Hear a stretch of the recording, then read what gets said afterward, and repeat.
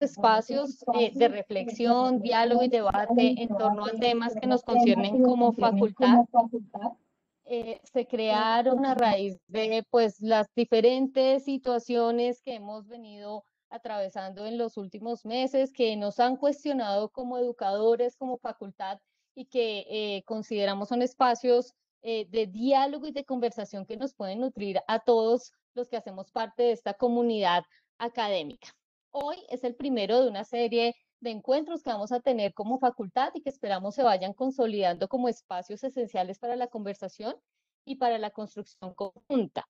La metodología de estos espacios, que pues además van a ser desafiantes para todos nosotros y que hemos pensado para estas sesiones, pues se cuenta con un presentador que va a tener de 30 a 40 minutos para presentar algunos planteamientos en torno a una pregunta rectora. Luego, en 20 minutos daremos espacio al comentarista, quien dialoga o acota críticamente lo presentado. Se espera que de esto se suscite una conversación de unos 10 minutos más entre el presentador y el comentarista, quien finalmente abrirá un espacio de 30 minutos para moderar la conversación con el público. Para la sesión de hoy tenemos un tema que nos parece sumamente pertinente y crítico, al cual hemos denominado más allá del paradigma romántico, ¿es la educación en sí misma transformadora?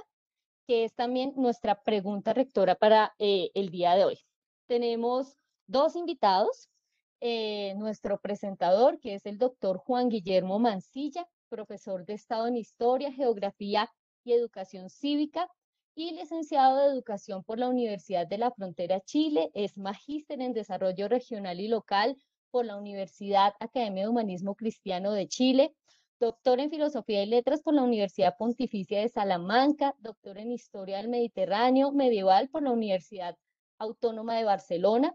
Es actualmente el decano de la Facultad de Educación de la Universidad Católica de Temuco, Chile, miembro de la Sociedad de Historia de la Educación Latinoamericana, SHELA, e investigador del Grupo Ísula de la Universidad Pedagógica y Tecnológica de Colombia y de la Universidad Pablo de Olavide, España. Actualmente es el presidente del Consejo de Decanos de las Facultades de Educación del Consejo de Rectores de Chile, CONFAUCE. Al doctor Juan Guillermo, pues nuestra bienvenida. Como comentarista, tenemos al doctorando Fran Leonardo Ramos. Fran es licenciado en Educación de la Universidad de La Salle, magíster en Antropología de la Universidad de los Andes y candidato a doctor en Educación y Sociedad de la Universidad de La Salle. Fran lleva 30 años comprometido con la vocación docente, se declara apasionado por la educación y con una trayectoria profesional motivada por tres ejes: la centralidad de las personas en los procesos formativos, la agencia y liderazgo de los jóvenes estudiantes y nuevas literacidades como desafío de la educación en este siglo. Se declara un docente nómada que ha transitado por todos los niveles educativos desde el preescolar hasta la universidad y por diversos lugares de la geografía colombiana. Para nuestros dos invitados, pues un agradecimiento especial por haber aceptado este reto de la conversación y del encuentro. Le voy a dar la palabra al doctor Guillermo Londoño, decano de la Facultad de Ciencias de la Educación, y acto seguido la palabra será de ustedes. Muchísimas gracias, Carol, muy amable por este espacio, por ayudarnos en la facultad a coordinar estos espacios de reflexión que son fundamentales. Un saludo cordial al doctor Juan Mancilla, gracias por acompañarnos, por estar con nosotros. Igualmente a Fran Ramos, amigo de la Casa de La Salle, muy conocido por todos, gracias por ese espacio y a todos los que nos acompañan. Bien decía Carol que pues estos espacios surgen realmente a raíz de la coyuntura, pero la apuesta de la facultad no es responder a la coyuntura, sino comprometernos con la coyuntura. Entonces, más que unos espacios de coyuntura, son unos espacios que se inician y que mantendremos en nuestra facultad, porque lo hemos dicho claramente y tenemos conciencia diáfana y transparente de la educación como un ejercicio ético, político, pedagógico. Y estos espacios en coyunturas como las que estamos viviendo, no solamente en términos de pandemia, sino en términos del conflicto social que en nuestro país vivimos y que sé que en Chile vivieron no hace muy poco, pues nos llevan a pensar precisamente a quienes nos movemos en el mundo de la academia, a sentir el valor y la necesidad y la importancia de que la academia piense y se piense alrededor de estas realidades. Como académicos, como educadores, como facultad de educación, como Universidad de La Salle, tenemos un compromiso para abrir estos espacios de diálogo y reflexión. La semana pasada tuvimos uno con una asistencia muy nutrida sobre el derecho a la educación, con participación de estudiantes nuestros, de pregrado, de posgrado, maestros, y concluía yo en ese espacio la sensibilidad que corre por nuestras venas frente a la realidad social. Y educador que no sienta que su realidad atraviesa sus venas, habría que preguntar su nivel de compromiso con la educación. Y creo que estos espacios son precisamente para reavivar ese circular por nuestras venas, nuestra mente, nuestro corazón, unas visiones y unas comprensiones, pero sobre todo unas alternativas para estas realidades que nos permean no solamente como ciudadanos, sino como educadores. Entonces, bienvenido a este espacio, bienvenidos a los profesores, estudiantes, directivos que nos acompañan y reiterar mi agradecimiento al doctor Mancilla y al profesor Ramos y a Carol y a todos los que están detrás de este proceso para que sigamos conversando alrededor de lo fundamental. Gracias por estar, bienvenidos y que disfruten este banquete conversacional. Muy amables. Muchas gracias, doctor Guillermo. Bueno, recordarles a todos nuestros invitados, estamos también en este momento en live por Facebook y creo que también estamos por YouTube, si mal no estoy. Recordarles a todos, por favor, las preguntas que quieran compartirnos en el transcurso de las presentaciones, en el chat, remitirlas a todos los asistentes. Por favor, verificar que sea a todos y no solo a los organizadores. Bueno, doctor Juan Guillermo Mancilla, es un gusto para nosotros tenerlo acá, poderlo escuchar. La palabra es suya. Bueno, muy buenas tardes. No sé si se escucha bien. ¿Sí? Escuchamos muy bien. Muy buenas tardes a cada una y cada uno de ustedes, especialmente a Carol, a la doctora Carol, que es quien me ha invitado a participar de este importante espacio. También saludo al profesor, al doctor Londoño, ¿ya?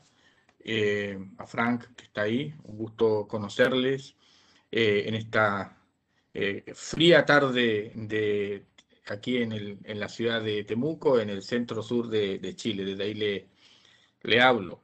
También yo he invitado a algunas personas que seguramente se han ido conectándose. Entre ellos, por ejemplo, hay un niño de 11 años que es de un colegio de La Salle, de Temuco, que también está participando dentro de los... que también quería participar. No sabía él que existían universidades de La Salle, por eso está muy contento. Bueno, la pregunta que se plantea es una pregunta bien interesante. Yo voy a generar una lectura de algunos documentos, no tengo una presentación en PowerPoint, y claro, para mí va a ser muy valioso la discusión o lo que nosotros podamos plantearnos posteriormente. Yo voy a dedicar por lo menos unos 3 minutos, no más que eso, porque creo que es relevante hacerlo, a la situación que estamos viviendo nosotros, que es similar a la que ustedes están viviendo. En realidad, Chile, el día sábado y domingo, eligió a gobernadores, eligió a alcaldes, a los gobiernos locales, eligió a concejales y también a constituyentes, 155 constituyentes, que son los encargados de redactar y encargadas de redactar una nueva constitución.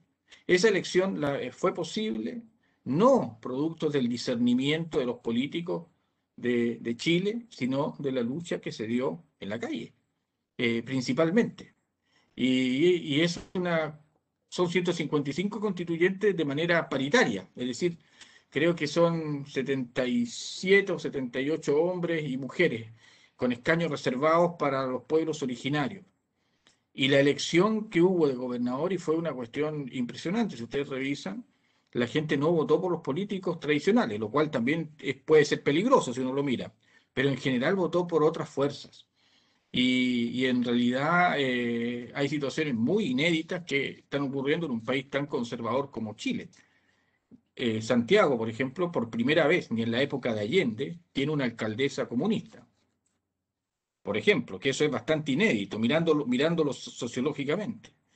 Valparaíso también, Temuco también. O sea, y otras fuerzas progresistas que aparecieron. Y eso es una situación bien compleja desde el punto de vista de lo que podría suceder y bien expectante. Yo creo que en estos momentos redactar una constitución va a ser un gran desafío. Y principalmente los representantes son independientes y abogados y profesores.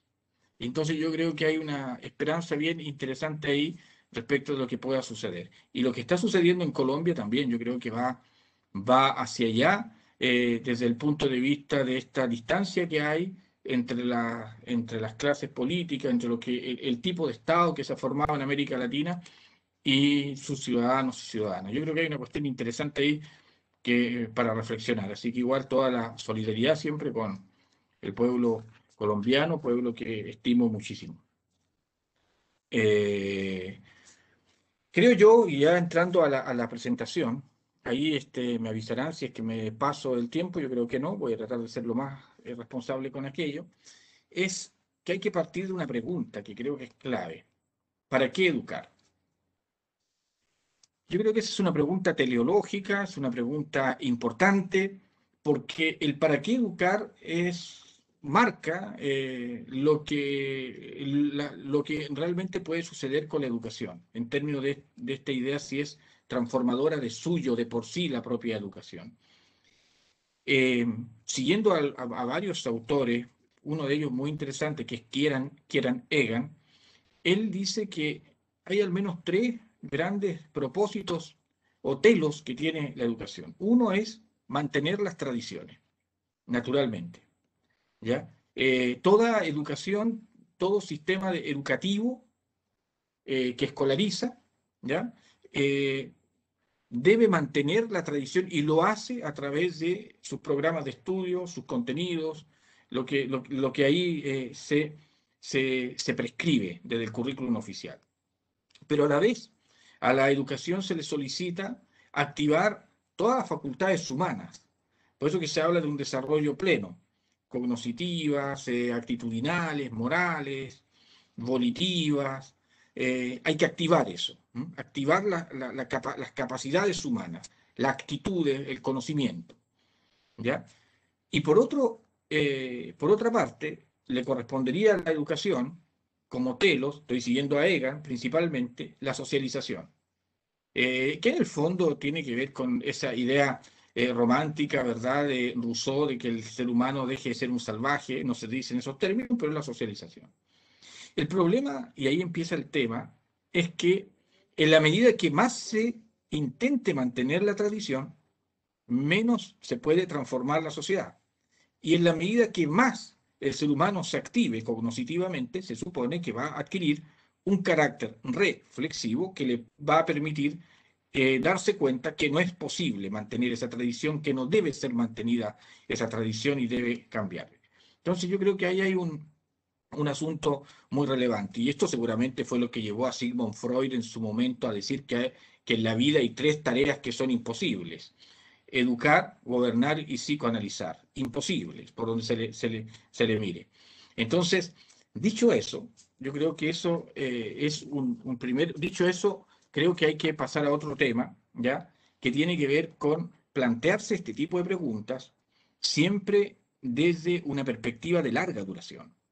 Desde una perspectiva histórica también. Por eso que algunas cuestiones que yo voy a plantear tienen que ver con la pedagogía, pero también con la historia y con la filosofía. Sabemos ya que al cabo de varios milenios de preocupación por este tema, que es un tema antiguo, seguimos atrapados entre la tradición y la transformación de esa tradición, como ideario. Por una parte, sabemos que la educación se ocupa de la preservación de una conciencia social y cultural, así como de la transmisión de una tradición informativa, la cual se busca superar. Y ahí surge esa pregunta que nos hizo o nos hace Edgar Morán, que creo que el próximo mes cumple 100 años. Él, en La mente bien ordenada, que es un texto muy interesante, él tiene un subtítulo, ha colocado un subtítulo de esa obra que dice que para pensar en reformas hay que reformar el pensar. Y ese es un tema relevante. ¿Es posible que una persona pueda generar reformas sin que haya modificado su forma de pensar?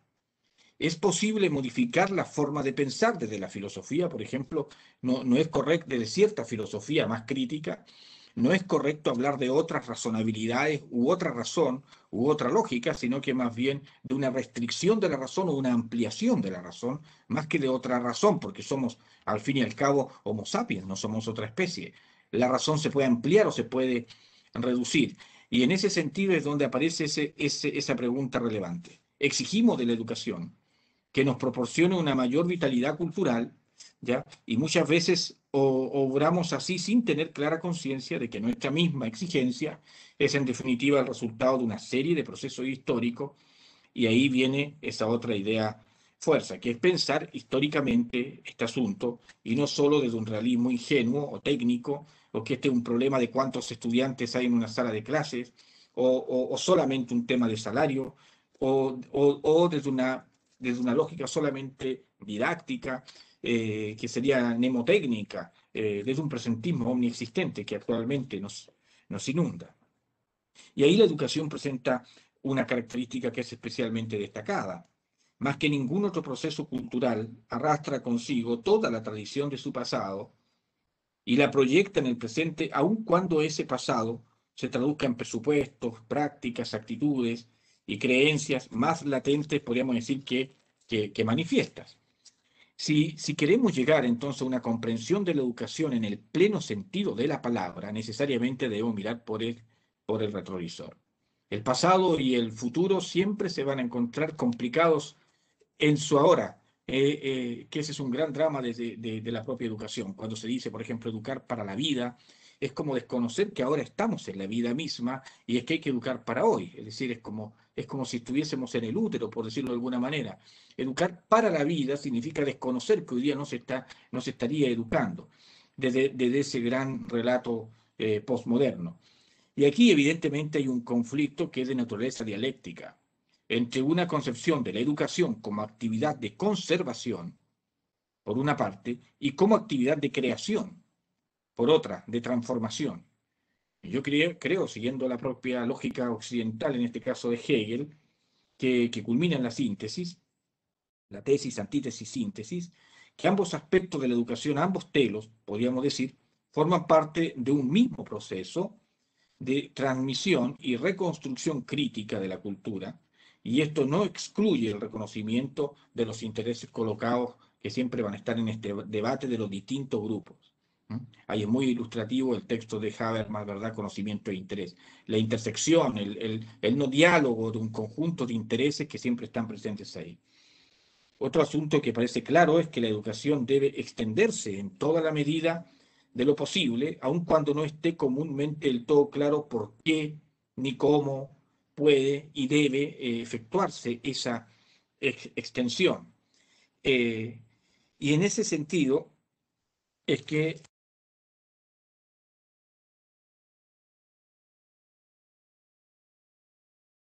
Disculpa, Juan, ¿se te cerró el micrófono? Ahí sí, perdón, No te ahí sí, preocupes. perdón.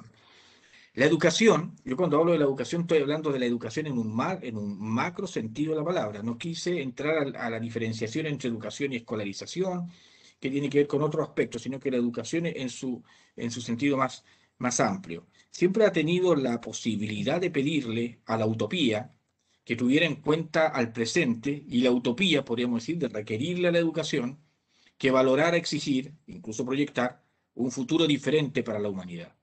Yo creo que hoy día estamos viviendo desde la sensación que uno puede tener cierta distopía, o sea, cada tiempo que va pasando va siendo peor, digamos, y eso se ha prolongado en el último tiempo. Entonces, ese es otro asunto que vale la pena interesarse, aun cuando también sabemos que sentirse incómodo con la realidad presente siempre ha sucedido así. El sistema escolar en general no entra en estado de régimen definitivo, siempre van a existir los cambios. Pero esta incomodidad con la realidad de intentar transformar, y después hay gente que ha dado la vida por la transformación de la sociedad en un sentido práctico, finalmente se ha dado cuenta que hay mucho gatopardismo en esto, es decir, todo parece cambiar para que todo permanezca igual, pero en otros casos incluso se llega a plantear que todo debe cambiar para que todo permanezca igual. Por ejemplo, lo que ha sucedido en nuestro país, que va a haber una nueva constitución, etcétera, etcétera, pero hay una cultura del consumo, hay un tipo de sujeto que ha sido, digamos, educado en las aulas, en las familias, en la sociedad, que difícilmente va a modificar el etos que lo constituye. Entonces, en ese sentido es bastante interesante, yo creo, esa también reflexión.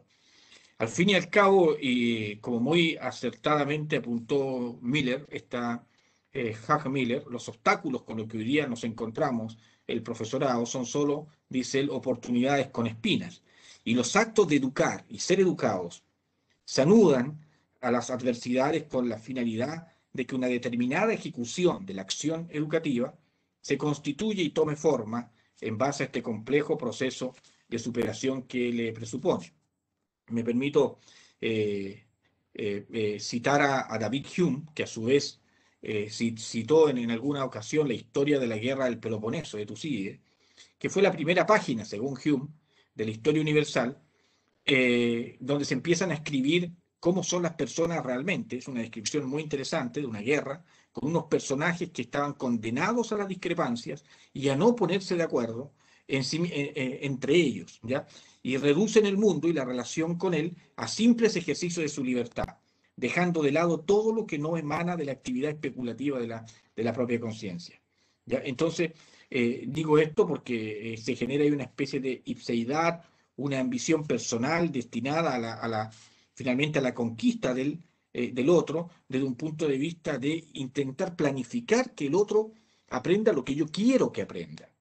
Que eso es bien interesante, eso lo decían los propios griegos, y a veces aquí también ocurre lo mismo, con las taxonomías que se exigen, por ejemplo, los modelos basados en competencia, que este verbo tiene que ir, pero este no, ya que este es el aprendizaje esperado, esto no, pero lo que sucede es que mucho de lo que ocurre en el aula tiene que ver con aprendizajes que son serendípicos, es decir, que son inesperados, que son con mucha epifanía, que aparecen y que en realidad los estudiantes muchas veces, ustedes saben, en el aula se comunican con gestos, con otro tipo de códigos que en realidad permiten generar un currículum oculto que es muy interesante, que es lo que más extrañan, dicho sea de paso, los propios estudiantes. Volviendo a lo que estaba planteando, actuaciones como la de estos personajes de Tucídides, que no eran tan personajes porque es una guerra narrada, también hace sentido cuando se plantea lo que en algún momento dijo el propio Nietzsche, que finalmente el mundo entero termina convirtiéndose en una fábula en que cada época histórica va sellando sus propios remolinos, se va haciendo sus propias preguntas, ninguna finalmente se va respondiendo, y empiezan a habitar dioses y fantasmas. Y allí donde no existen dioses, reinan los fantasmas, dice Nietzsche. Entonces los profesores hacen como que enseñan, los estudiantes hacen como que aprenden, bueno, y algunas instituciones hacen como que te pagan. Entonces es un círculo bastante interesante, extraño, ¿ya? De mucha farsa en general, ¿ya? Y sigue la ruleta del tío vivo, podríamos decir, universal, dando vuelta, dando vuelta. Pero hay algo que es muy relevante, creo yo, y que lo apuntó muy bien en su obra Heidegger. Y él dijo que, dígase lo que se diga, enseñar es lo más difícil que hay. Es más difícil enseñar que aprender, dijo Heidegger. El enseñar es más difícil que el aprender porque enseñar significa dejar aprender, habilitar el aprendizaje del otro, hacer posible que el otro sepa aprender, cosa que se les cuenta ya posee el educador el que enseña. El profesor posee respecto de los aprendices como único privilegio, según lo que plantea este autor, que me parece muy lúcido, el que tiene que aprender todavía mucho más que ellos, especialmente aprender a dejar aprender, porque en el fondo el conocimiento que tiene, teórico, es más bien un problema de cronogénesis. Sabe antes que los estudiantes, no necesariamente sabe más. O en algunos casos sabe antes y sabe más, pero va a llegar un momento en que va a quedar atrás. Si pensamos en esto, es posible que el profesor tenga la impresión de que propiamente no se aprende nada de él. Si por aprender se entiende nada más que la obtención de conocimientos que pueden servir para algo. Y efectivamente, a veces los profesores enseñan cosas que parecen no servir para nada, pero enseñar, educar, sobre todo consiste en eso, en enseñar cosas que los aprendices no saben que sirven, aunque en realidad son las que más sirven, aun cuando esto sea una especie, digamos, de utopía o mito de Sísifo. Es decir, creer que este es un camino sin fin. Y luego que usted le ha enseñado y esa persona ha crecido, evidentemente uno no puede reconocer, sobre todo los profesores primarios, siempre a sus estudiantes porque han crecido y han modificado su portación de rostro, su cara, todo, ¿verdad? Y de pronto te puedes encontrar en un supermercado y no te saludan. Eso forma parte de la propia pedagogía. Y eso es complejo porque los profesores, sobre todo los de primaria, son los que están más desgastados, por lo menos en general. Y tienen que vivir ese tipo de experiencias vitales y hay que estar preparados y preparadas para eso. Los profesores que enseñan a leer en primero básico siempre tienen estudiantes que tienen la misma edad, pero ellos no tienen la misma edad. Van envejeciendo. Pero tienen que tener las mismas energías. Entonces es un desafío realmente grande, un apostolado, podríamos decir. Bueno, con el paso de los siglos, dioses y fantasmas se han ido alternando sobre el escenario de lo que hemos convenido en llamar educación, que puede y debe ser la herramienta para minimizar los males que describió Tucídides. Entonces ahí hablamos de un espacio en el que el mundo de la vida constituye contextos complejos que deben ser desarrollados de manera muy global, pero también focalizada, ¿ya? Entonces, en este contexto, desde el momento en que una sociedad le otorga la misión de tener que ofrecer a la educación soluciones a casi todos los problemas sociales, a la educación se le ha colocado, yo creo, de manera muy imprudente. Creo yo, eso lo podemos discutir, que se preocupe de todo, eso es imposible. Si es una tarea imposible. Uno podría intentarlo. ¿Es misión de un profesor formar íntegramente a un ser humano? Bueno, uno dice, claro que sí, pero se logra realmente. ¿Es posible eso? Eh, Puede ser, indudablemente, pero el final de la xenofobia es el comienzo de la educación. Se piensa. El aniquilamiento de la violencia es el punto de inflexión de la educación que se demanda. Entonces, educación es una palabra para una aspiración vieja a la que se le exige que convierta su función principal en el sustrato de una sociedad que tiene que ser mejor y que está en continua y vertiginosa transformación, concibiéndola con estas elevadas pretensiones como un único contexto y desviando de esta manera al saber de lo que en realidad es su transcurso. Es decir, apartando aspectos como el del saber de los caudales del autodescubrimiento y la fundamentación.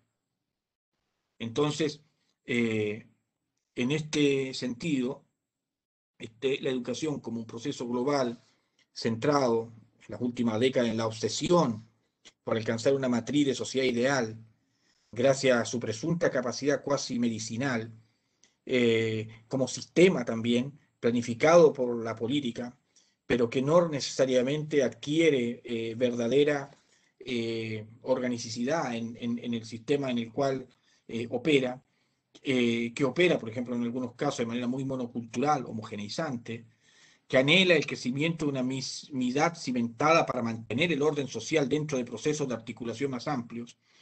Entonces, en este contexto, hay algo a lo que la educación no pueda poner remedio. Entonces, es un elemento regulador la educación, capacitado para confiar el destino humano en toda su situación. Es una instancia en la cual se puede solucionar casi todo. Dispone de una posibilidad de sí misma tan sólida como para lograr generar transformaciones auténticas, sin modificando completamente la tradición, imaginando un mundo completamente diferente. En realidad, siempre que cae un paradigma, hay tres posibilidades, si uno lo mira de esta perspectiva. Una, que ese paradigma que cae, siguiendo las tesis de Kuhn y otros, que cae, se transforme en otro completamente diferente. Eso él coloca el giro copernicano respecto del universo tolemaico, claro. Sucede en algunas ocasiones. Es decir, se transita de una época de cambio a un cambio de época. Se modifican los marcos, el etos más que el contenido. La otra posibilidad es que se produzca una yuxtaposición entre continuidad y cambio entre lo viejo y lo nuevo. Y la otra posibilidad es que la tradición que aparece más fuerte todavía cuando hay grandes transformaciones. Y eso es lo que ha pasado con el capitalismo, por ejemplo, que ha sabido reinventarse. Cada vez que hay una crisis grande, sale mucho más fortalecido. Aparentemente está abajo, pero se reinventa, ha logrado reinventarse. Entonces, claro, yo creo que esta intersección entre tradición, innovación, entre continuidad y cambio, es un elemento interesante que hay que tener presente.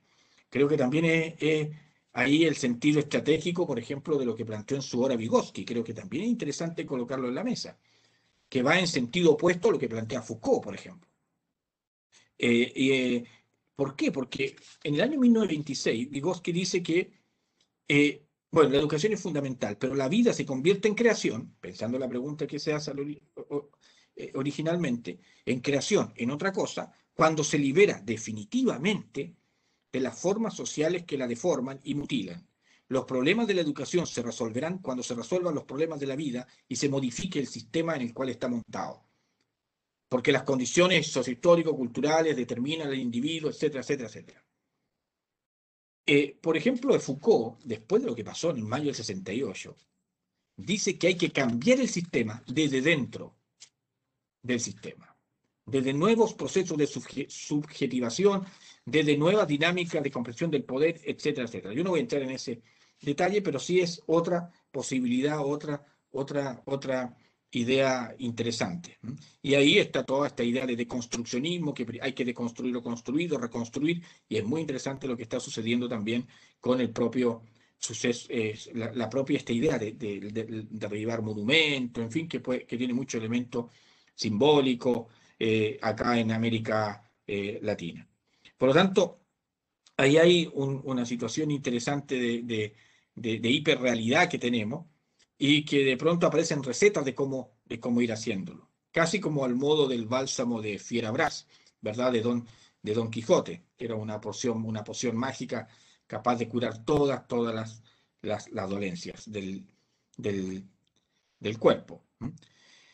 Bueno, así poco a poco se ha montado el sistema, ¿ya? El sistema escolar,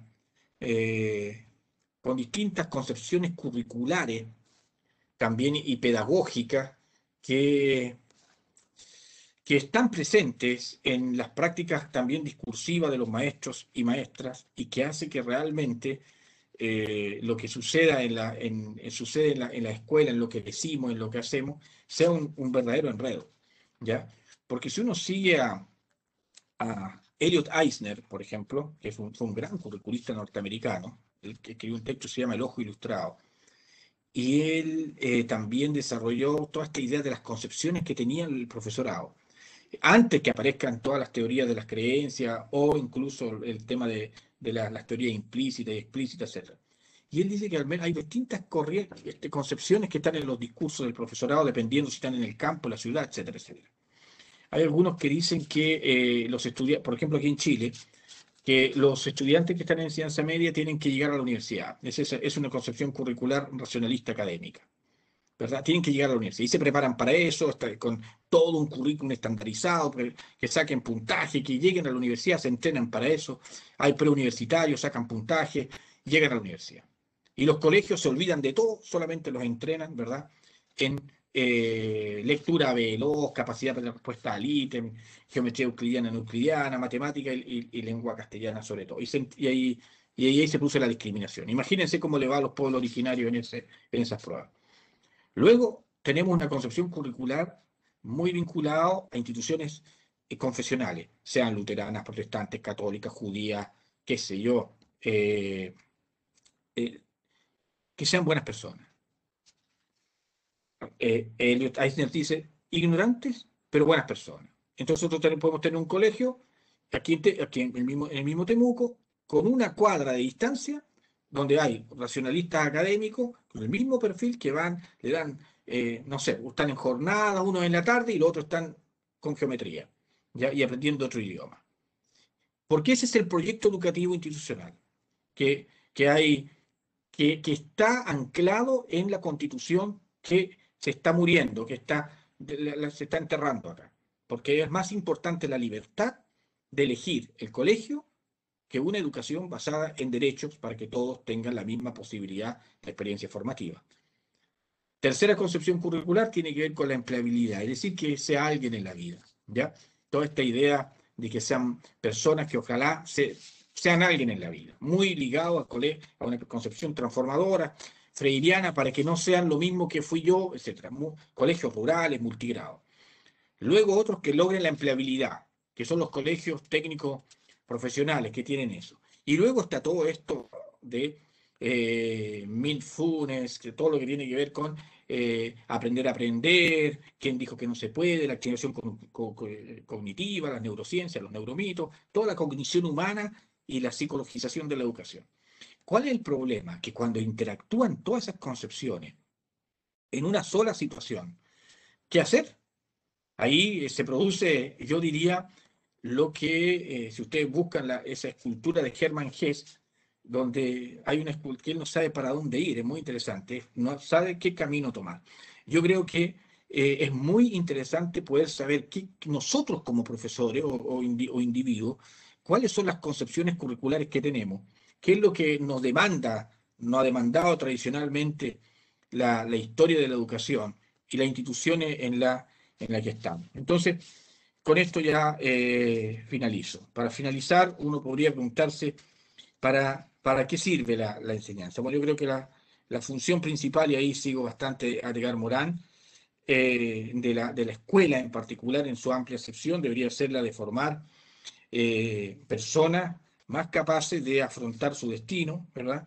Más capaces de hacer florecer su vivir, más capaces de conocimiento pertinente, más capaces de comprender la complejidad humana, la victoria, la derrota, la tristeza, la alegría, ¿ya? La complejidad histórica y aprender también a escuchar. Yo creo que eso es muy interesante, escucharnos, escuchar y escucharnos. No pasar por alto el incidente en el aula. Tim Rowland es un especialista en incidentes en el aula. Si una persona hace una pregunta en un aula, un niño, un joven, hay que considerarla, aunque realmente no tenga nada que ver con la materia que estoy enseñando, si es que estoy enseñando fotosíntesis o no sé qué cosa, no importa, hay que tomarlo eso, por decirlo de alguna manera.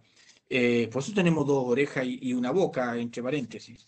Y la gente no escucha, ustedes saben, los políticos no escuchan, no escuchan. Y escuchar significa también realmente no esperar mi turno de habla, sino que escuchar activamente y comprender que a veces uno no está de acuerdo con la otra persona, no porque no entienda, sino que porque comprendes que no está de acuerdo.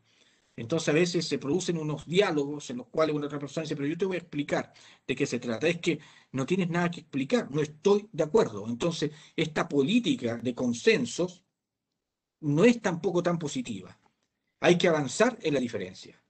Avancemos, ya pensamos distinto, pero avancemos en la diferencia. Y la escuela a veces no ha contribuido a eso también, porque entre el propio profesorado, las aulas universitarias, ustedes saben que los grados académicos pesan más que en un regimiento, por lo tanto también hay mucho individualismo, mucha competitividad, y el capitalismo académico también a nosotros nos ha llevado a transformar, porque finalmente nosotros somos ejemplo de los estudiantes. Y los profesores pueden enseñar mejor los valores con el ejemplo y no con diarios murales, donde colocan la semana del respeto, la semana de no sé qué cosa. Finalmente el testimonio lúcido, permanente, yo creo que es el que al final va a permitir generar los grandes cambios para poder tener una buena pasada en esta vida que cada vez más breve y más incierta. Bueno, eso sería la reflexión que me, que me nace a partir de la pregunta que me envió Carol, la doctora Carol, y bueno, le ofrezco igual la disculpa por algún desorden en las ideas claro, que hubo de pronto en el relato. Así que quedo abierto a las preguntas o comentarios y el diálogo. Pues muchísimas gracias, Juan. Creo que nos vas dejando como varias ideas ahí para los apuntes. Y pues le voy a dar la palabra a Frank, que es nuestro dialogante y nuestro conversador, para que pueda empezar este contrapunteo. Gracias y gracias, doctor Mancilla, por la presentación. Quisiera, más allá que hacer una síntesis que me queda imposible de lo que ha presentado, sí quiero subrayar la manera como lo vi, lo percibí, escuchándolo atentamente, y es un despliegue de una serie de ideas, todas valiosas, de la pregunta legítima que siempre surge desde la pedagogía, ¿no? Y es hacia dónde construir la educación, qué es lo que debemos hacer, qué es lo que debe ser efectivo, como lo pudimos escuchar, diferentes autores que trajo a colación sobre esa pregunta que a lo largo de los tiempos creo que ha sido el motor de la reflexión pedagógica en función de cuál es la efectividad, la finalidad última de todo el proceso educativo. Creo que en eso es válido, esas son las preguntas que están siempre en el tapete y digamos en la reflexión pedagógica y educativa que se han hecho los grandes pensadores, que se han hecho las instituciones, que se han hecho los docentes mismos en las prácticas cotidianas. Yo pensaba, y digamos que ese es un tema que siempre ha sido como el caballo de batalla mío, y es partiendo de la experiencia misma del aula y de la escuela. Al final usted hizo algunos apuntes a ese respecto, y es esa polifonía de ideas, de pensamientos que quizás tienen un horizonte común, pero que en los matices hay varias diferencias, pues genera casi que una neurosis de, bueno, ¿y por dónde coge uno? ¿Sí? Yo he tenido la experiencia de pasar por diferentes instituciones educativas, y de un año a otro, de una institución a otra, en un colegio se habla del modelo pedagógico cognitivo, en otro vamos a tomar los principios de Morán, en otro la pedagogía personalizada, el otro, bueno, cualquier abanico de nombres, digamos, para modelos pedagógicos con sus referentes, y invierten en capacitación docente, ese tipo de elementos, pasa en todos los niveles educativos, incluso en las instituciones de educación superior. Pero cuando uno entra al aula, se encuentra con que las prácticas son esencialmente las mismas. Independientemente del concepto, de la finalidad, de la meta, del principio, de la concepción del estudiante o del maestro, de lo esencial del aprendizaje, las prácticas de aula siguen siendo estandarizadas en muchos sentidos. Casi que hay un guión que se traslapa y se libera de las reflexiones pedagógicas, y es una primera gran ruptura que veo yo en lo cotidiano de la educación. Y eso es un elemento que es el tema, digamos, también que tiene que ver con esa pregunta si eventualmente la educación sí transforma o no, per se o no, en esos procesos. Creo que esas rupturas con respecto a las prácticas también es bueno acotarlas. Lo mencionaba usted al final, doctor, con respecto a ese tipo de búsquedas y ese tipo de espacios. Un poco escuchándolo se me venía a la mente, porque lo mencionó en diferentes niveles que se traslapan también en la experiencia de lo que es ese concepto grueso y denso de educación. Hay varias maneras de comprenderlo. Uno de ellos es efectivamente el proceso del sistema educativo como tal, el currículo, la distribución de los conocimientos, la parcelación de la información, la gradualidad, etcétera, los estándares. Y ahí hay una primera pregunta de fondo, digamos, un primer cuestionamiento detrás, digámoslo así, no sé si sea el punto de vista pesimista, más allá de la reflexión, es mirar si efectivamente no funciona. desde hace un tiempo, y eso también recurro al tema de la historia, del elemento histórico que es necesario en la reflexión para la comprensión. La educación se centró en las STEM, en los análisis lógicos, racionales, en los conocimientos, en el aprendizaje, incluso entendido como memoria de datos, de información, de operación, de procesos, de un sinfín de elementos que en el transcurso del desarrollo, cuando uno entra a esa vida prometida desde la escuela, pues muchos elementos no se vuelven a utilizar y no se vuelven a emplear.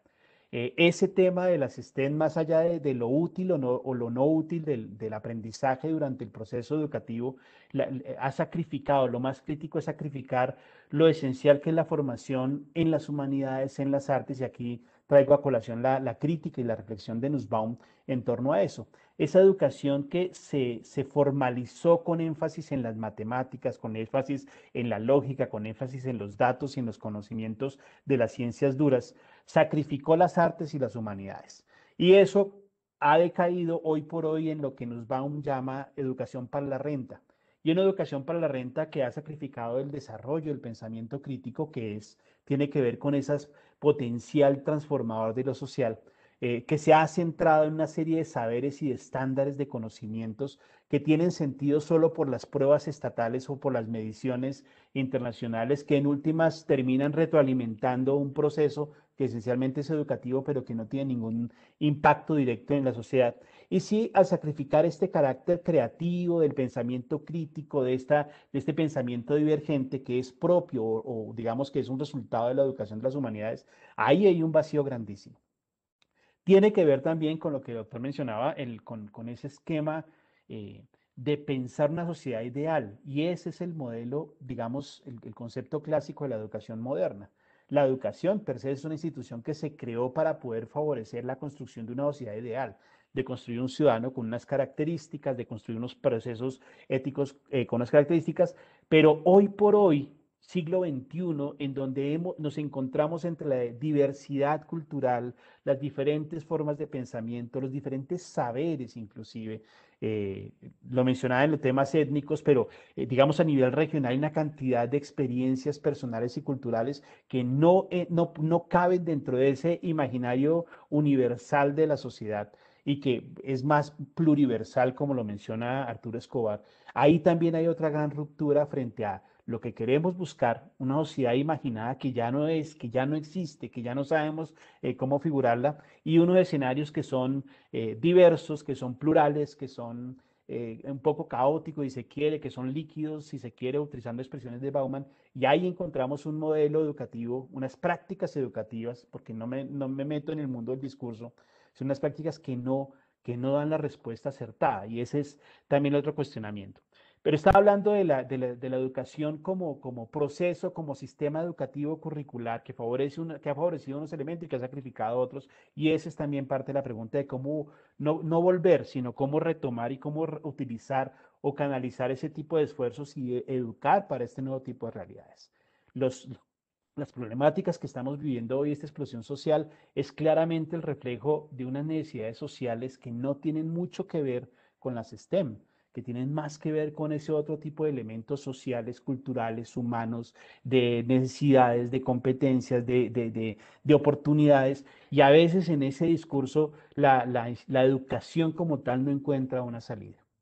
He participado en procesos de reflexión, de construcción de proyectos educativos institucionales que intentan dar respuesta a esas realidades contemporáneas del siglo XXI, de nuestra realidad nacional, pero eso termina traduciéndose en contenidos temáticos de currículos particulares de un programa específico. Y esa es la manera como el modelo curricular termina diluyendo ese tipo de esfuerzos.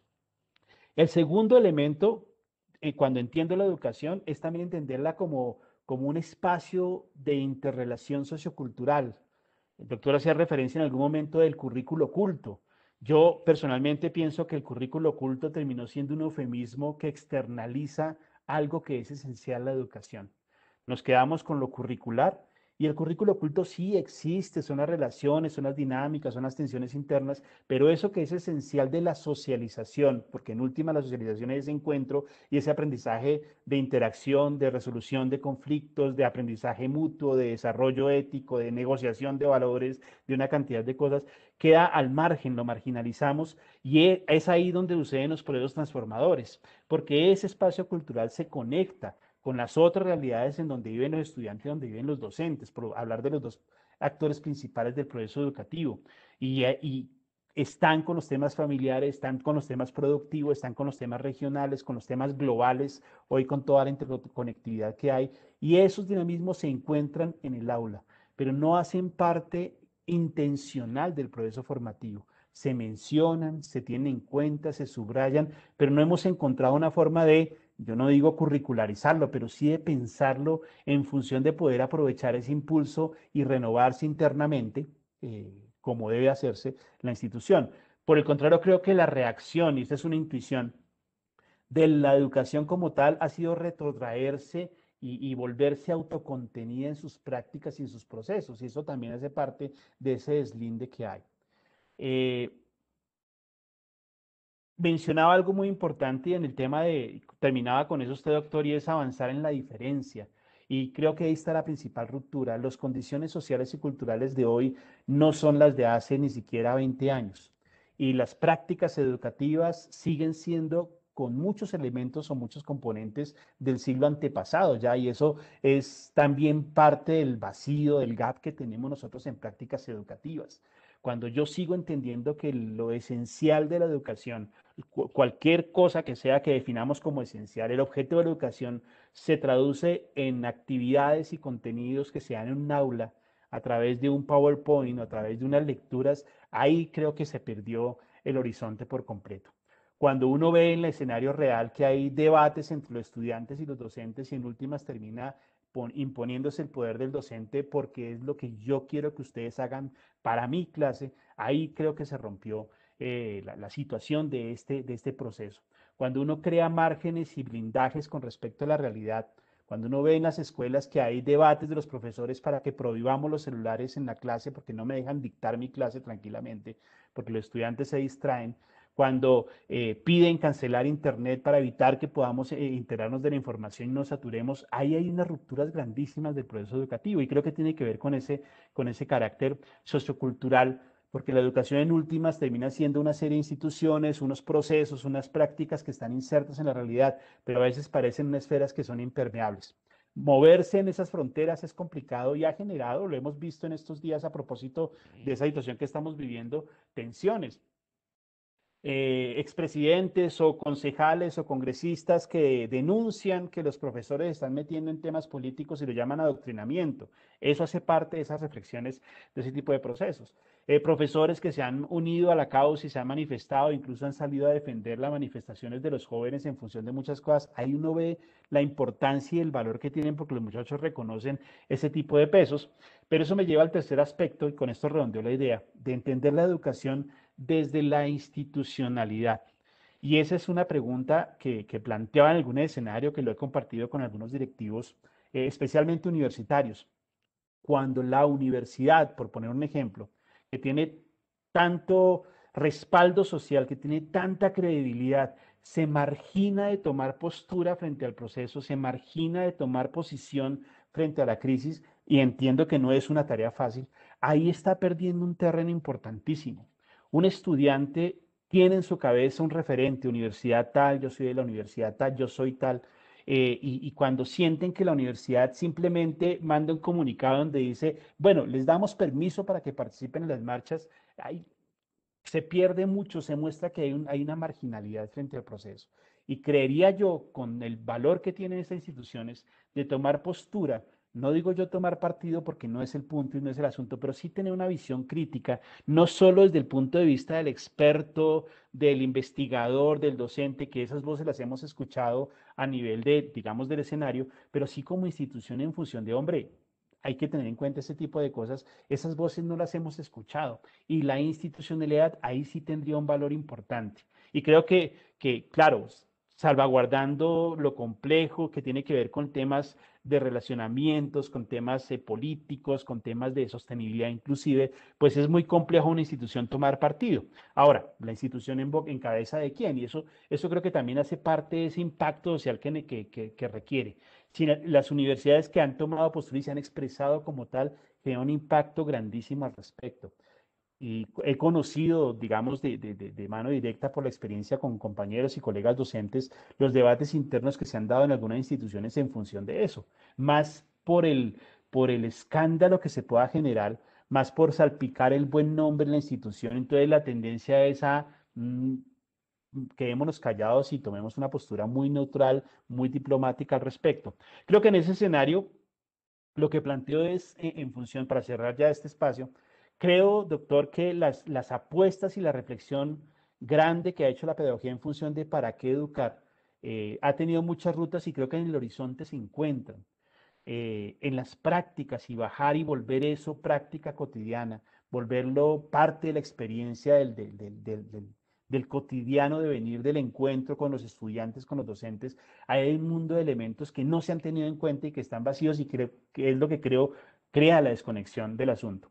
Y es más, el solo hecho de pensar, como lo planteaba usted críticamente, de que es para la vida, que es para allá, de que enseñamos cosas que los muchachos no entienden, los aprendientes no entienden porque no lo ven todavía, ya seguimos pensando en un paradigma futuro, cuando las realidades y las dinámicas de estos jóvenes y de muchos de nosotros es de vivir la intensidad del presente. Los movimientos teleológicos hoy no tienen mucha claridad porque es que la meta ¿cuál es? ¿Quién tiene la verdad sobre hacia dónde debemos ir? Construir desde aquí, desde la hora, pensar en apuestas, como las llamo yo, teleogónicas, es asegurar que con lo que hacemos hoy construimos futuro. Eso implica otro tipo de discursos, otro tipo de planteamientos, que entre otras cosas involucraría una ruptura más grande, creo que la mayor, y es volver a pensar que el estudiante nuestro en nuestras aulas no es el objeto de la acción educativa, sino es un sujeto o un agente protagonista del proceso. Y eso también cambia las condiciones, porque no es una relación unidireccional, sino que sería un ejercicio de construcción colectiva. No hablo yo solo en función de los contenidos curriculares, sino de construir una experiencia social desde la escuela, en el amplio sentido de la palabra.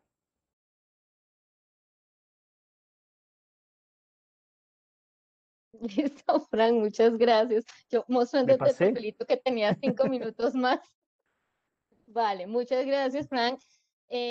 Bueno, yo creo que aquí ya tenemos algunos puntos para la conversación. Voy a acotar unas preguntas que tenemos en el chat, si las quieren incluir de una vez, si no, pues igual podemos seguir desarrollándolas en la conversación que ahorita vamos a abrir también con nuestros invitados. De Gustavo Navarro, él nos plantea los siguientes interrogantes.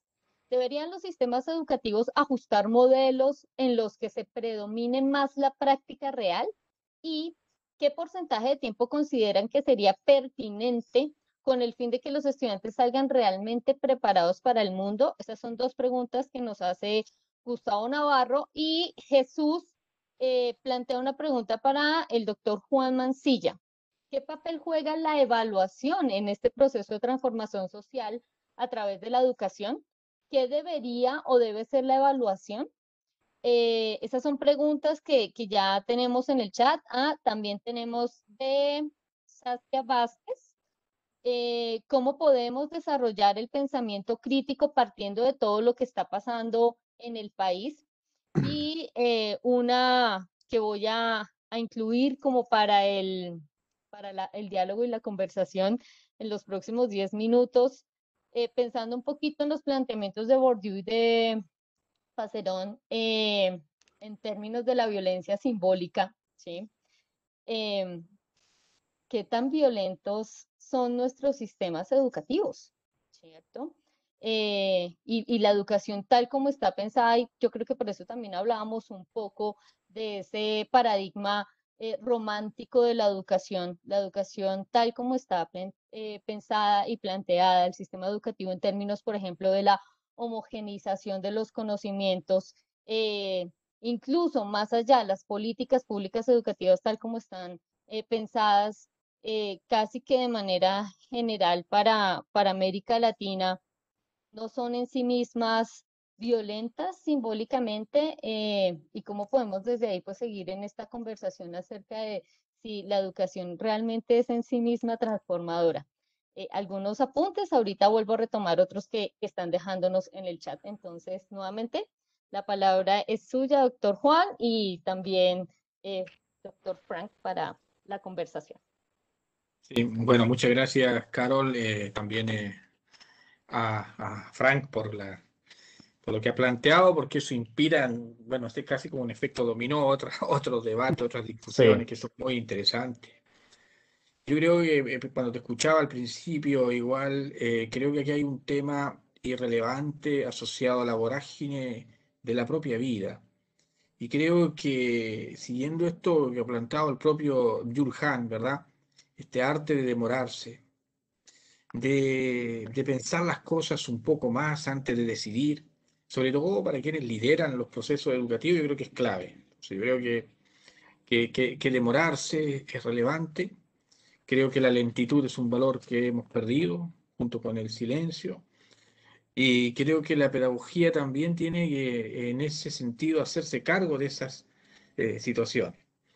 Luego, cuando se hace la mirada histórica, efectivamente, la escuela como institución ha cambiado re poco. O sea, si esta idea de que si viniese una persona, qué sé yo, si Carlos Magno sale del naipe español como rey de bastos, y viniera para acá, la única institución que le sería bastante familiar sería la escuela, porque sigue montada de la misma forma, con los mismos pupitres, con todo. Ahora hay clase híbrida, pero de híbrida no tienen nada, digamos, siguen siendo igual.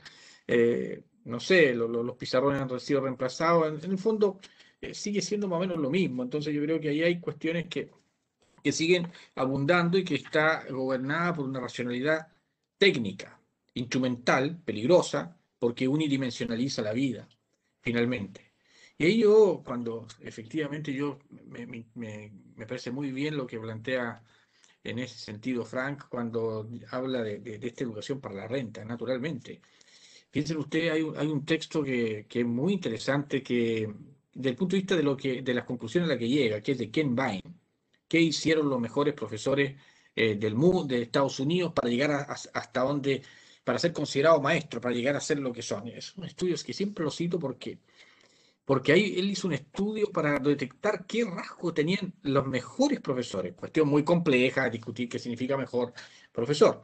Pero en el fondo, entrevistaron a exalumnos, familiares, a porteros de los colegios que saben muchísimo, ¿verdad? En fin. Y en la conclusión que él llega es que el principal rasgo que constituye a profesores, a maestros y maestras universitarios, que los transforma no solamente en un experto, sino que en un maestro o maestra, es que y digo que eran muy pocos, eran buenas personas. Claro, cuando empezamos con esa lógica, esa cuestión, ¿qué significa ser buena persona? Pero él dice que sean buenas personas. Y queda un montón de gente fuera, inmediatamente en la muestra, pero un montón de gente fuera. Porque, ¿qué significa ser buena persona? Bueno, no voy a entrar en ese detalle, pero lean ese texto porque es bien interesante. Después viene el conocimiento pedagógico del contenido, el conocimiento didáctico del contenido, el conocimiento del contenido, etc. Eso es posterior. Esa es una dimensión técnica de la pedagogía. Hay la dimensión ontológica de la pedagogía, el fondo insobornable de la vocación, que es peligroso lo que está pasando en general, porque piensen ustedes que hoy día, en la mañana discutíamos en otro seminario, que los estudiantes no están eligiendo la pedagogía, aunque la prefieran, porque la preferencia tiene una cuestión mucho más de interioridad. En Chile no la están eligiendo. Cuando eligen otra profesión, naturalmente. ¿Por qué? Porque ven todo lo que significa ser profesor o profesora. Y muchos de los que la eligen, en el caso de Chile, por ejemplo, Colombia entró hace poco a la OCDE, desde la OCDE, la salida de la profesión temprana, dentro de los 6 años, creo que Chile es uno de los países que inmediatamente abandonan la profesión. ¿Por qué? Porque no le interesó, no le gustó, qué sé yo. Entonces yo creo que hay cuestiones bien interesantes que también tienen que ser resuelta. Y lo otro, respecto a lo que se plantea, esta idea de que, claro, el mundo está cambiando, la sociedad, yo creo que esa máxima de que la realidad está socialmente construida, eso es así.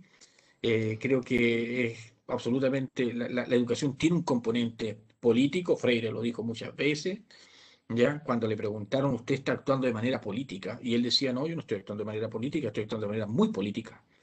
Porque en el fondo es así, la acción en la polis donde se resuelven la diferencia, en la ciudad, en el espacio, y eso implica nuevamente avanzar hacia las diferencias. Y bueno, yo creo que aquí respecto a lo que se preguntaba sobre la violencia, lo que sea caro, simbólica, yo creo que efectivamente los sistemas son absolutamente violentos. Por ejemplo, en Chile, y esto en relación a la evaluación, los estudiantes que no logran los rendimientos, los promedios, la nota es de 1 a 7 acá, entonces con menos de un 4 reprueba.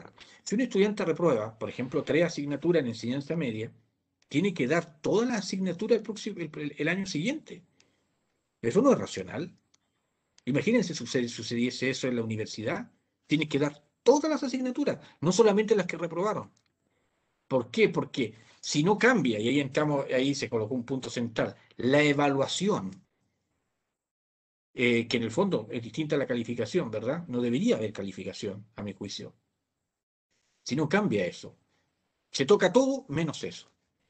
Entonces ahí aparece siempre esta idea de la certificación hay un filme creo que es el tren, no sé si es el tren de la vida, si es Shlomo, un personaje interesante que sale.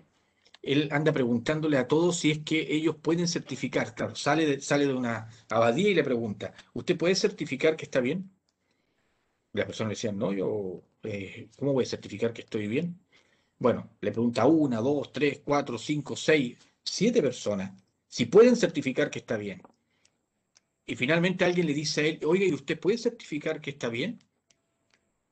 Y él dice, aquí está mi certificado de alta del psiquiátrico. Y yo estoy bien. ¿Usted puede certificar que está bien? En esta sociedad de certificaciones, respecto de lo que yo creo que hay un tema ahí muy importante para poder aprender de otras dinámicas. Bueno, y los sistemas son violentos. Yo creo eso, son estructuras muy pesadas. Hay mucha influencia eurocéntrica también, mucha influencia de algunos, en el caso, por ejemplo, en Chile, los misioneros capuchinos instalaron acá la idea de colocar anotaciones, registros positivos y negativos cuando una persona se comporta mal en la sala de clase. Entonces, tienen anotaciones positivas y negativas. A las 3 anotaciones negativas se manda a buscar al apoderado. Bueno, hoy día ya hay otros tipos de regulaciones, pero hasta hace poco una anotación negativa era se ríe en clases. Claro. Entonces, ¿por qué? Porque tenía una forma.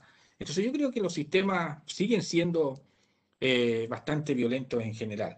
Y sobre otro, el problema es que si la escuela no está dando lugar, empiezan a aparecer otros sistemas alternativos. No en la lógica de la desescolarización, como lo planteaba Illich, sino del homeschool, que eso yo creo que es peor desde el punto de vista de lo que significa la agudización de la individualización. Bueno, eso es lo que yo diría para también dejar espacio a mi compañero que comente. Gracias. Yo aprovecho las preguntas que están haciendo y un poquito haciendo como el feedback de lo que está diciendo usted, doctor. Yo también estoy de acuerdo que las prácticas educativas son supremamente violentas. Y menciono ese otro elemento particular, y es que en el aula de clase, con respecto a los estudiantes, se niega completamente la agencia del estudiante. ¿Sí? Y los estudiantes saben y entienden que en el salón de clase, en el aula, ahí dentro de ese escenario de la enseñanza, ellos no son.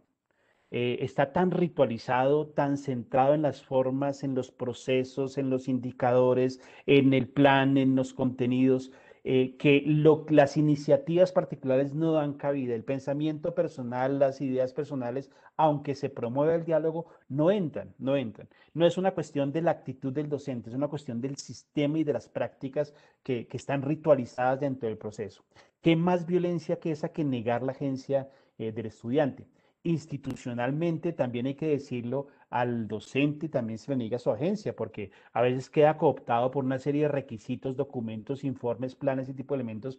Y entonces, ¿qué es lo que se encuentra en el aula? Y ese es un elemento que me parece importante tener en cuenta, porque de los procesos democratizados y neodemocratizados que hay en las dinámicas contemporáneas del siglo XXI, con todas estas manifestaciones, el aula de clase sigue siendo ese espacio nada democrático en muchas cosas. Las posibilidades de acción, de construcción colectiva, aunque se propongan los documentos institucionales, eso no sucede fácilmente y no pasa por una razón muy concreta. Y este va uno de los puntos que, que intento retomar con respecto a las preguntas que hacían. Creo que hay un imaginario hiperreal de la escuela que se centra en las prácticas de enseñanza, en las prácticas de aula. Todo el proceso de lo que una institución ofrece como experiencia formativa termina cooptado y termina sesgado a lo que sucede dentro del salón, dentro del plan curricular, ese tipo de elementos. Lo llamo imaginario hiperreal porque eso hace que todo lo demás yo no lo vea. Si todos los espacios, y ahí por eso hablamos de currículo oculto, todos esos espacios quedan marginalizados, quedan externalizados, y aquí solo queda lo que está ritualizado dentro del proceso.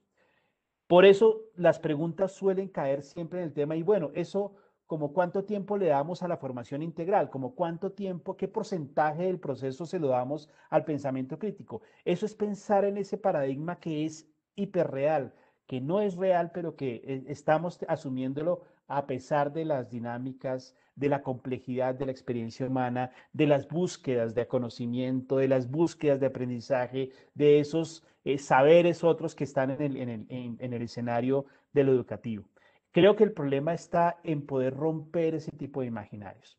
Un factor que me da, o varios factores que me dan indicios de que eso sucede, es que uno, pese a que los proyectos educativos hacen referencia a la centralidad de las personas, porque no conozco proyecto que no lo diga, eh, nunca o difícilmente tenemos en cuenta las realidades de esos estudiantes cuando llegan a nuestras instituciones educativas, en cualquier nivel, ¿sí? No importa desde el punto de vista de la enseñanza, si el estudiante es indígena, si es bogotano, si es chileno, si es colombiano, eso no importa mucho. Si es de nivel socioeconómico 1, 2 o 3, si tuvo si tiene un antecedente, digamos, de un capital académico, cultural aceptable o pobre, esos elementos que son fundamentales en la experiencia de aprendizaje no se tienen en cuenta. Uno hace tabula rasa del proceso y arranca con lo que está programado. Eso es un primer gran indicador de esas rupturas y de ese peso de la hiperrealidad del aula,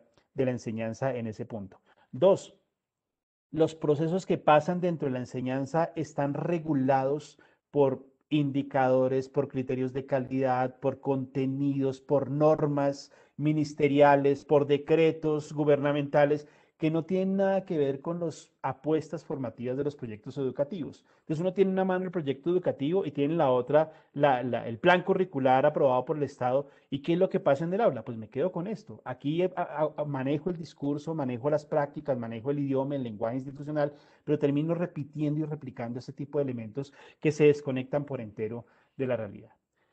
¿Cómo lograr ese tipo de cambios? Pues hay muchas alternativas y aquí puede uno explayarse en muchas ideas, pero creo que hay un requisito o una necesidad importante y es atender otra o romper con otro imaginario que pesa muchísimo en los procesos de enseñanza y es el imaginario del estudiante hiperreal y así lo llamo también, porque tenemos una serie de prejuicios y imaginarios tan metidos en nuestro, digo yo, subconsciente educativo que nos impide ver las realidades y los matices y la variabilidad de lo que son nuestros estudiantes.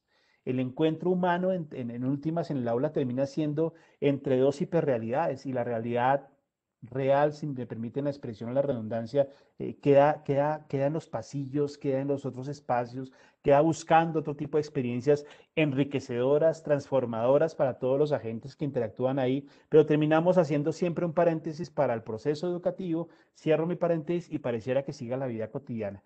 Esa ruptura creo que es la que hay que romper. Y no es un tema que se resuelva desde las lógicas o los paradigmas curriculares. No es un tema que se resuelva con porcentajes o por criterios. Y termino con esta idea de la evaluación que también me parece fundamental. Lo mismo, a pesar de que en el discurso lo entendemos y lo decimos muchas veces, en la práctica no hacemos la diferencia. Nosotros entendemos evaluación como calificación y estoy de acuerdo con el doctor, no debería haber calificación. Las notas desafortunadamente son la moneda relacional y transaccional del aula, y un estudiante termina jugando el juego transaccional de negociar notas y de mirar qué tengo que hacer para poder conseguir el mínimo para poder pasar, para ganarme ese salario mínimo y poder seguir a la siguiente instancia. Termina siendo un objetivo de entrada que no es el aprendizaje y termina desvirtuando también las mismas prácticas internas del aula. Esa calificación desvirtúa el alcance de toda la evaluación. Pienso yo que la evaluación, en el sentido en que todos lo conocemos, los que trabajamos con educación, de monitorear los avances, de mirar cuáles son los procesos, habría que rescatar el cómo, no sabe cómo hacerlo, pero creo que es importante ponerlo sobre la mesa, el valor pedagógico del error. En los escenarios educativos el error está condenado.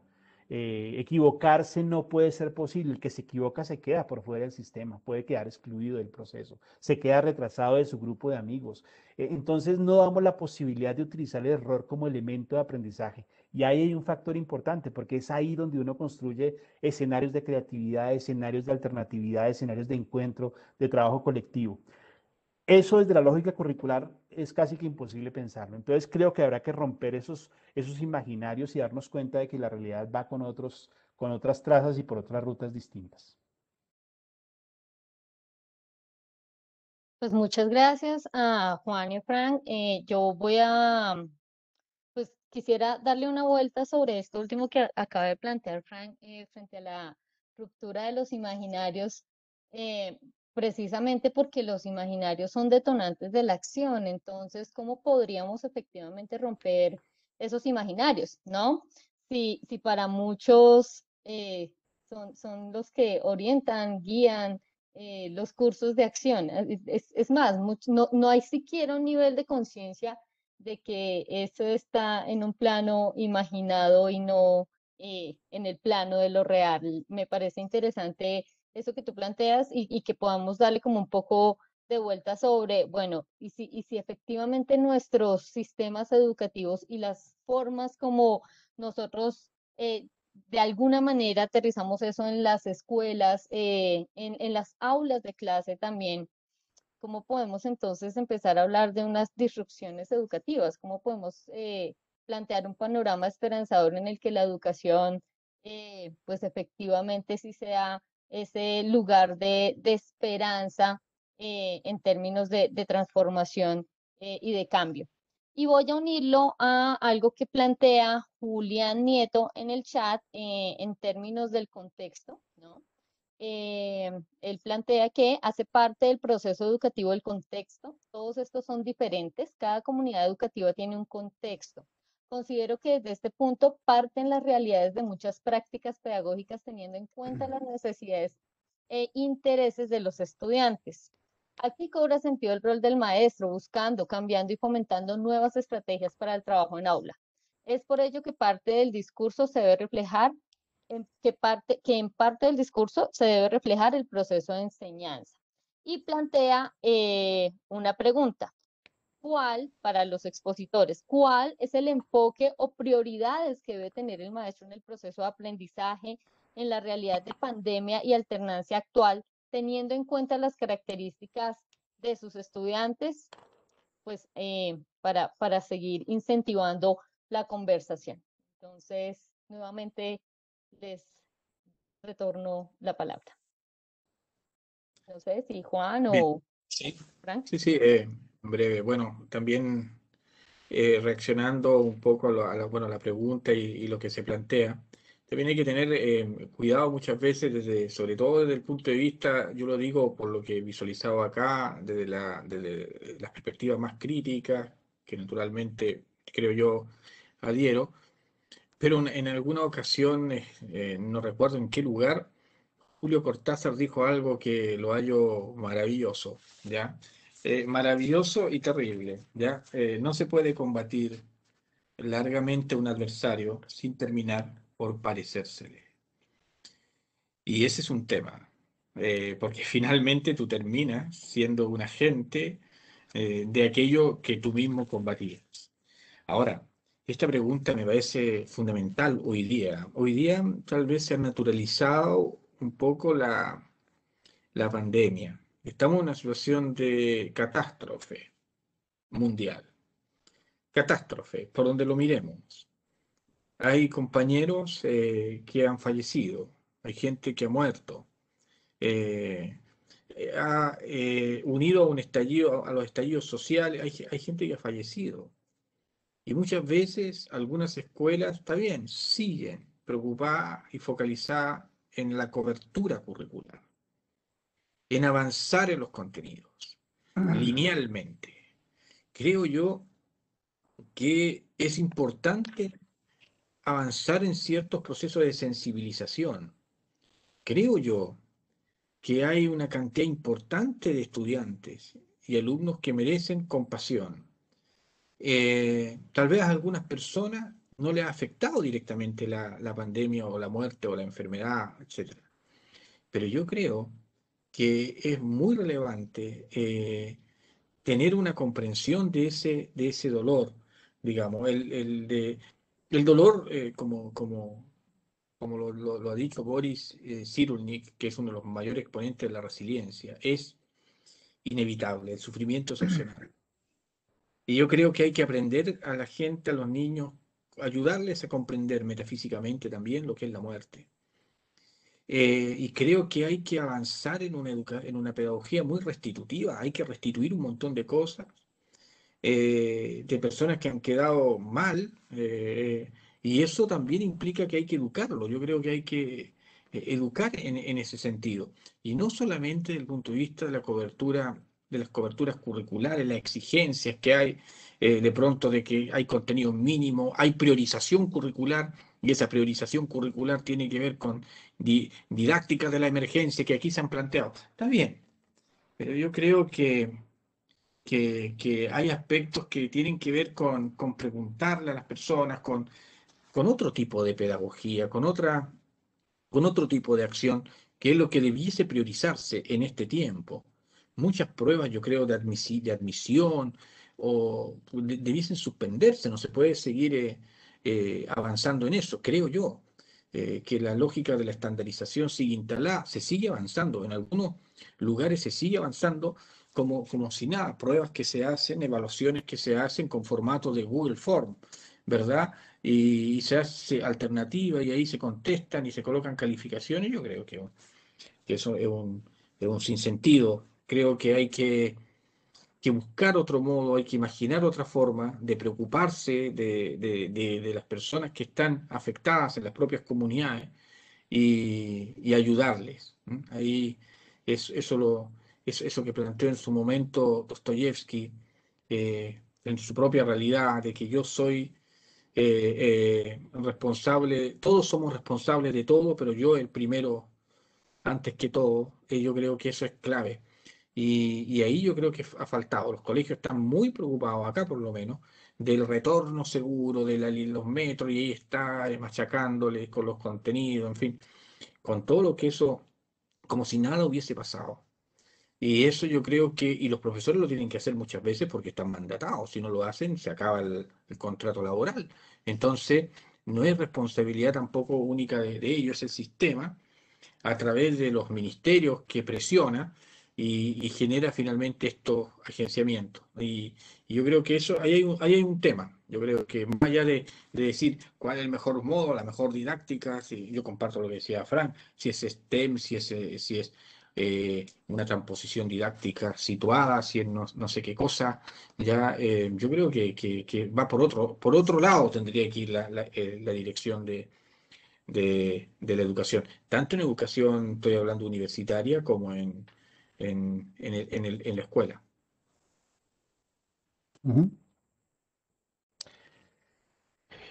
Yo insisto, este tema de la pandemia también nos ha mostrado esos vacíos grandes que tienen los procesos educativos y he visto los debates intensos e intestinos dentro de las instituciones educativas en los colegios, la preocupación por culminar con el plan de estudios, con el plan educativo, con las evaluaciones, con las promociones. Ese es el tema de preguntas que preocupan a los maestros en función de esas prácticas tan anquilosadas que tenemos en las aulas.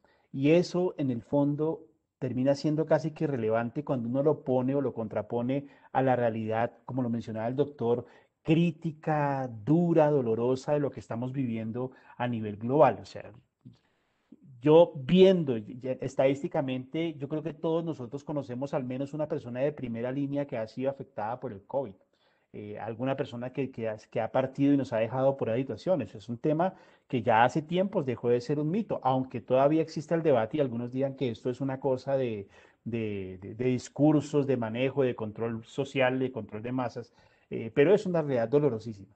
Ante eso, uno preguntarse por el tema de las evaluaciones y por el tema de las promociones, creo que muestra, desnuda el carácter artificial que tienen muchos de estos procesos y muchas de estas prácticas. Hay temas, uno puede fácilmente relativizar el tema de los tiempos, de los planes, de las unidades, de los contenidos, cuando uno se encuentra con los estudiantes. He tenido la fortuna de trabajar con estudiantes de maestría y tutorear a algunos estudiantes de colegio, de noveno y de undécimo grado, en apoyos a los pruebas de aprendizaje. Y lo más interesante es, y esto lo pongo también como parte de la reflexión, es que después del tema, después de abordar los contenidos, las actividades, las tareas que tienen que hacer los estudiantes, de mirar cómo tienen que avanzar en sus proyectos, los temas más ricos de los encuentros virtuales son hablar sobre lo que está pasando en la realidad, sobre el tema de las vacunas, sobre el tema de la enfermedad, sobre el vecino o la vecina que se enfermó. Y ahí se nos va casi que el doble de tiempo y sin ninguna necesidad de estar pensando en la motivación o en la metodología, ese diálogo sobre la vida real, sobre lo cotidiano, sobre lo que los estudiantes están viviendo, ¿sí? Aunque queramos mantenerlos al margen, los estudiantes lo están viviendo en primera instancia, en primera línea, pues esos diálogos son los más enriquecedores.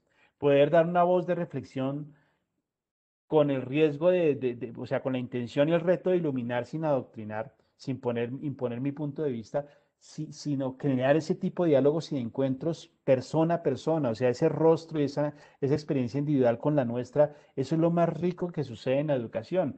Cuando hemos tenido esa posibilidad, y creo que todos estamos de acuerdo, cuando hemos tenido posibilidad de encontrarnos rostro a rostro, ahí suceden cosas maravillosas, ahí pasa a un segundo plano la evaluación, pasa a un segundo plano los contenidos, los debates son de otro nivel, son de otro tipo de preguntas y creo que es un poco pensar más allá en ese aspecto. Yo vuelvo e insisto, creo que hay una riqueza sociocultural en el solo encuentro, en el aula, en el proceso educativo, en la institución educativa que debería capitalizarse. Y para mí, ya es una posición muy personal, es fundamental ese encuentro por encima de cualquier cosa. El desafío que tenemos un poquito ya pensando en el tema de pospandemia y hacia dónde van las dinámicas sociales, tiene que ver con eso. Hay varios autores que han comenzado a pensar, incluso el sector productivo ha comenzado a pensar en eso, en que ya las STEMs, o lo que estamos manejando tradicionalmente como procesos de aprendizaje o contenidos del aprendizaje, están pasando a un segundo plano. Con el desarrollo de las nuevas tecnologías, con estos nuevos insumos de la inteligencia artificial, hay otras necesidades que están apareciendo latentes o mejor patentes en el escenario de la educación y tiene que ver con esas habilidades que son esencialmente humanas.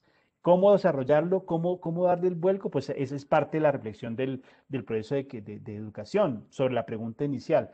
Creo que en el fondo lo esencial, lo fundamental, está por tomarse. No puede ser algo coyuntural, no puede ser algo marginal, no puede ser algo accesorio o de un porcentaje en particular. Si es central como está en las misiones, en las visiones, debería volverse central en la experiencia del aula, debería ser fundamental el encuentro humano, poner a la humanidad en el centro del discurso de la educación, poner las realidades, las búsquedas de los estudiantes, de los profesores, esas grandes preguntas que tenemos en el diálogo y ahí hay otro tipo de encuentros. No sé ustedes, pero yo creo que los espacios más ricos de encuentro con los estudiantes, quienes somos docentes, no suceden en el aula, sino fuera del aula, precisamente porque afuera rompemos esa estructura, ese paradigma ritualizado y nos encontramos cara a cara con las necesidades reales de nuestros estudiantes en términos de aprendizaje y de formación. Muchas gracias, Fran. Bueno, vamos a habilitar los micrófonos para que quienes quieran unirse a la conversación pues puedan compartir la palabra con nosotros. Entonces, Jairo, te agradezco si podemos habilitar micrófonos y quienes desean, pues puedan empezar a hacer preguntas o hacer comentarios junto con los que ya estamos aquí en la mesa. Para ir como avanzando también un poco en la conversación, yo quisiera profundizar, bueno, no quisiera retomar parte de lo que ustedes venían conversando en términos de las consideraciones, por ejemplo, de la escuela, ¿cierto? Como institución y ver precisamente cómo la escuela se aparece como una institución instituida que se torna legitimante de ese sistema violentador, ¿no? Por ejemplo, en términos de pensar el sistema educativo en Colombia, homogeneizante, que no contempla los contextos y los escenarios propios de formación, por ejemplo, la educación rural y las apuestas propias de la educación rural, la educación en las ciudades o en otros entornos, que no sé cómo funciona, por ejemplo, en Chile. Si nos puedes comentar un poco al respecto, Juan, ¿cómo podemos nosotros ver precisamente esto de la escuela y cómo sobre todo podríamos empezar a romper esos esquemas de esa visión de institución institucionalizada que en últimas lo que termina haciendo es reproduciendo ese sistema dominante al que muchos hoy en las calles nos estamos revelando de alguna manera? Entonces, pues mientras se animan a pedir la palabra, ahí tenemos otro punto para conversar. Juan y Frank.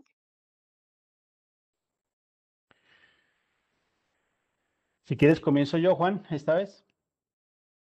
A propósito de esa pregunta, pensaba yo que, un poquito con el juego de palabras, si la pregunta de esta sesión es si la educación transforma realmente o de por sí transforma, creo que lo que estamos viviendo nosotros, y eso ha sido parte de las dinámicas sociales, y a propósito de esta coyuntura particular, es que estas nuevas generaciones, estos cambios sociales, estas tensiones profundas, están haciendo presión sobre la educación y están transformando las prácticas educativas.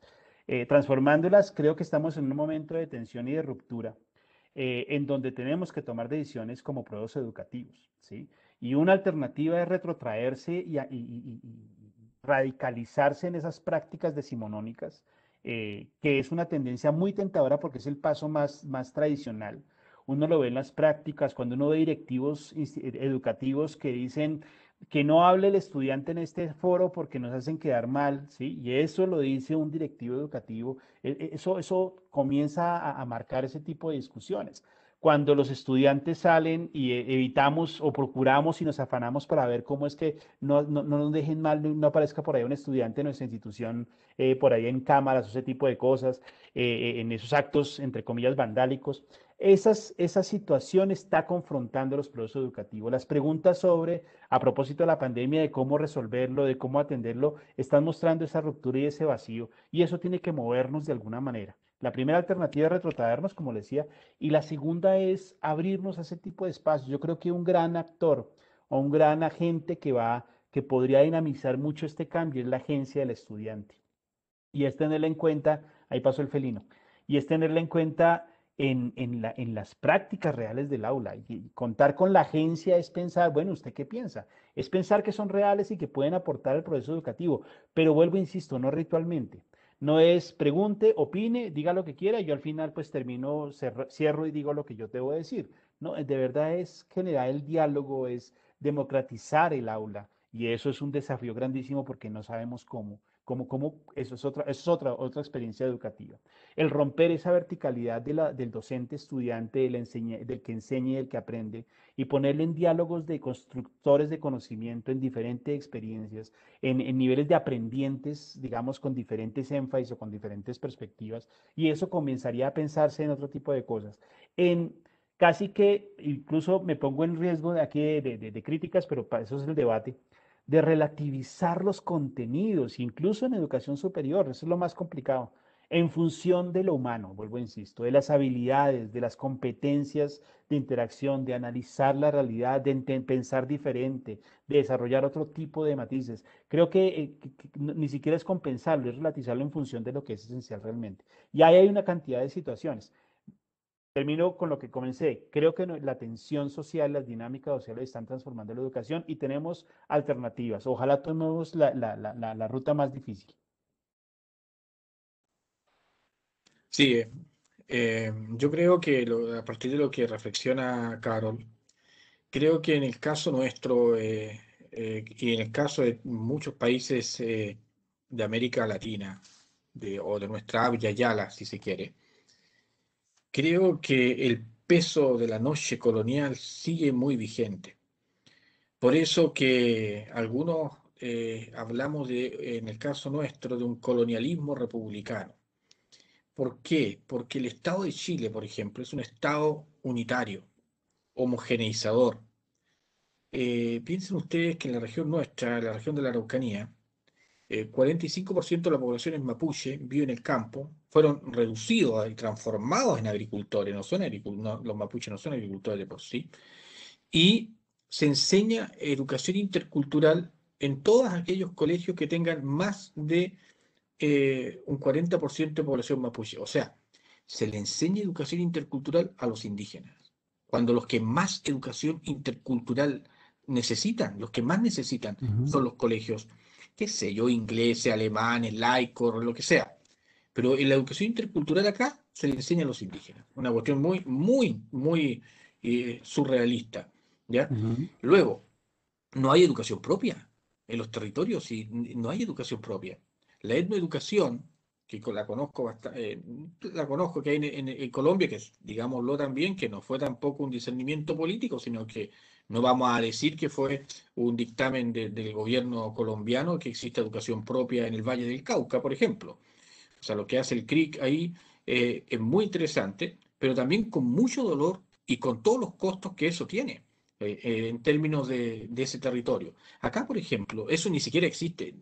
La etnoeducación, el etnodesarrollo, la Declaración de Barbados, el Convenio 169, Chile firma todos los convenios, todos, pero no respeta ninguno, porque finalmente la educación propia no es posible. No pueden hacer un currículum propio hasta ahora.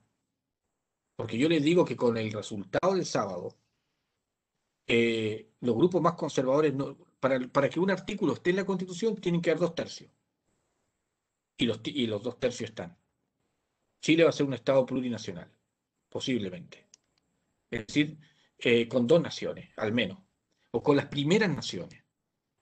Y lo que se tiene que producir acá es un reconocimiento que ojalá se produzca en la Constitución, muy similar a la Constitución de Sudáfrica, lo cual no significa borrón ni cuenta nueva. Esos prolegómenos que tiene que tener nuestra Constitución es un tremendo perdón que tiene que pedir el Estado de Chile a los grupos originarios de este país a los cuales le aplicó un genocidio, los trató de eliminar. Piensen ustedes que hay una Yagán, que el pueblo Yagán es el pueblo más meridional del mundo que está en Tierra del Fuego, que a una persona que se llama la señora Cristina, tiene 92 años. ¿Cómo puede quedar una representante de un pueblo que eran miles de miles?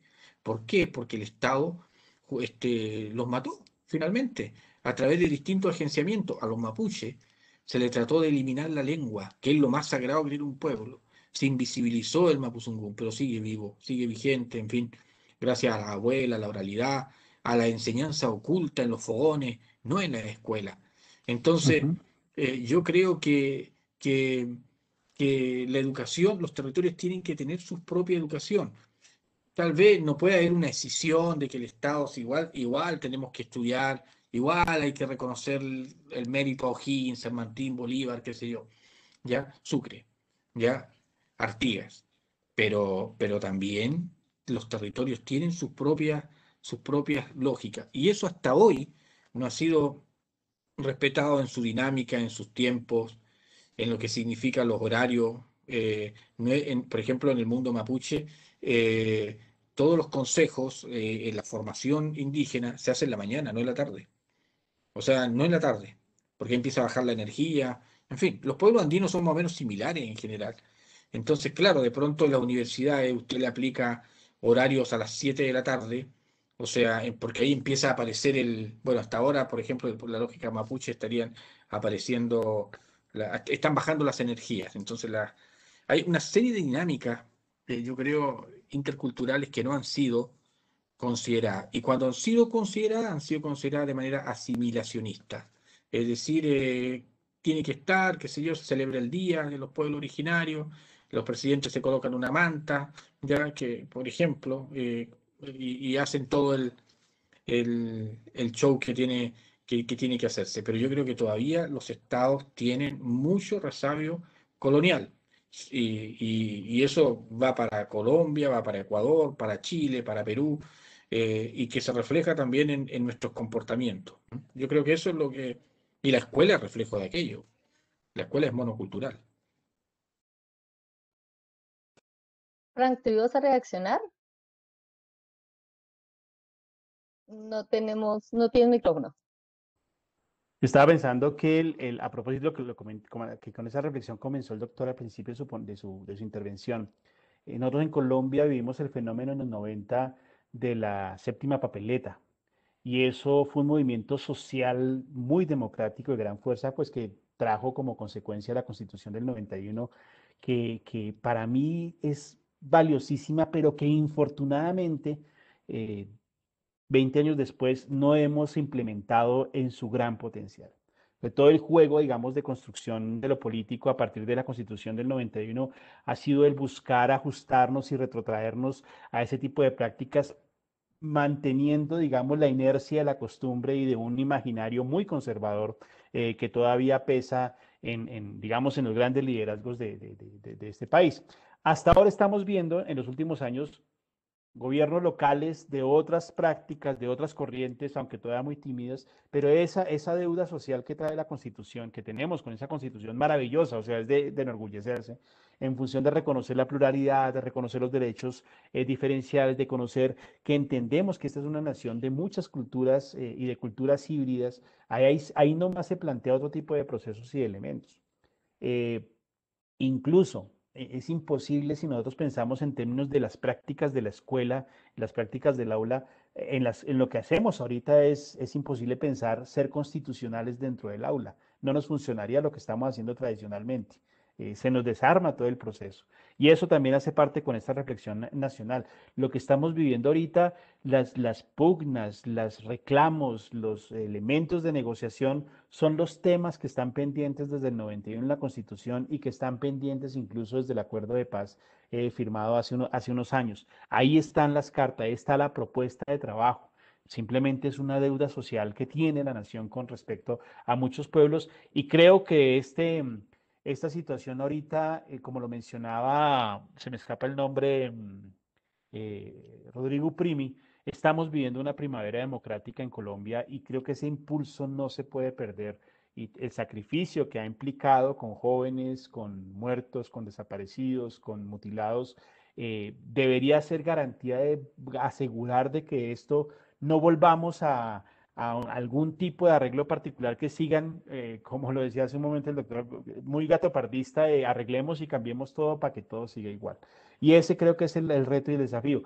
Ahí es donde vuelve una pregunta, la educación tiene un papel fundamental, las instituciones educativas tienen un papel fundamental aprovechando el posicionamiento social que tienen, el reconocimiento y la credibilidad que tienen en nuestro escenario nacional, porque lo tenemos afortunadamente. Y ese es un factor importante que podríamos jugar en favor de promover este tipo de ajustes y de cambios necesarios y pendientes en nuestro país. Julián Nieto, tienes la palabra, puedes habilitar tu micrófono y tu cámara. Buenas noches, ¿me escuchan? Sí, te estamos escuchando, Julián. Muchas gracias.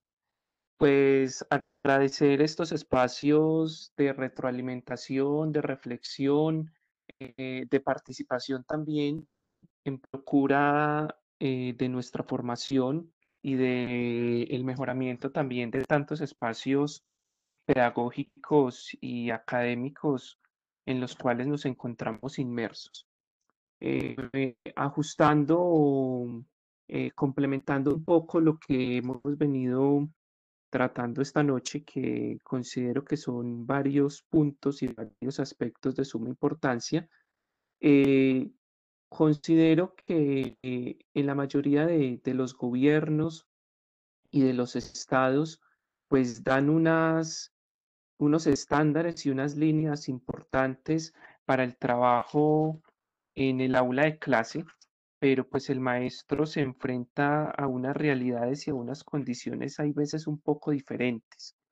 Entonces, considero que es necesario también que el Estado priorice, tenga algunas características, mire algunos enfoques para, de cierta manera, apuntar a cada una de las realidades de la población estudiantil, por ejemplo, de nuestro país, porque vemos pues las diferencias tan notorias entre unas y otras y pues el maestro se tiene que enfrentar a esto, a atender a las políticas que dicta, digámoslo, el Ministerio de Educación y el Estado y también pues el hecho de trabajar y de desarrollar ciertos contenidos en el aula de clase.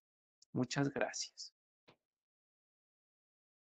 Muchas gracias, Julián. Yo voy a darle la palabra a otra persona que solicitó para una pregunta, profesor Edgar Lucero, y si quieren redondeamos para recoger las questions. Gracias, Caro. Frank, buenas noches. También al presentador. Ha sido una charla muy entretenida. He estado muy pendiente de todas estas charlas que nos han dado las personas sobre todo lo que sucede en la educación. Y en las mismas charlas yo veo, escucho mucho que al profesor se le ha puesto una gran carga de responsabilidades y de cambios que están bienvenidos. Lo hago como profesor. Están bienvenidos y están bien recibidas para el cambio, pero también siento que a veces al estudiante se le sigue dejando como esa voz pasiva o ese rol pasivo en la educación, en el que pareciese que solamente se escuchan las charlas, el rol del estudiante fuera solamente la solicitud, el reclamo. Yo quisiera saber en voz de ustedes qué opinan sobre cuáles son las responsabilidades del estudiante también en esta conformación de la educación dentro de la academia, dentro de la escuela, en las dos visiones. Es algo que me ha quedado sonando en las charlas en que he estado. Muchas gracias.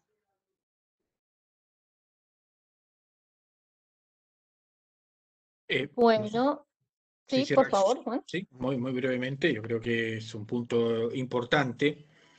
Claro, aquí hemos focalizado, tal vez creo yo, la discusión a partir de la pregunta que se ha planteado, pero ahí también hay unos planteamientos que me parecen muy interesantes que tienen que ver con lo que la literatura denomina el núcleo pedagógico.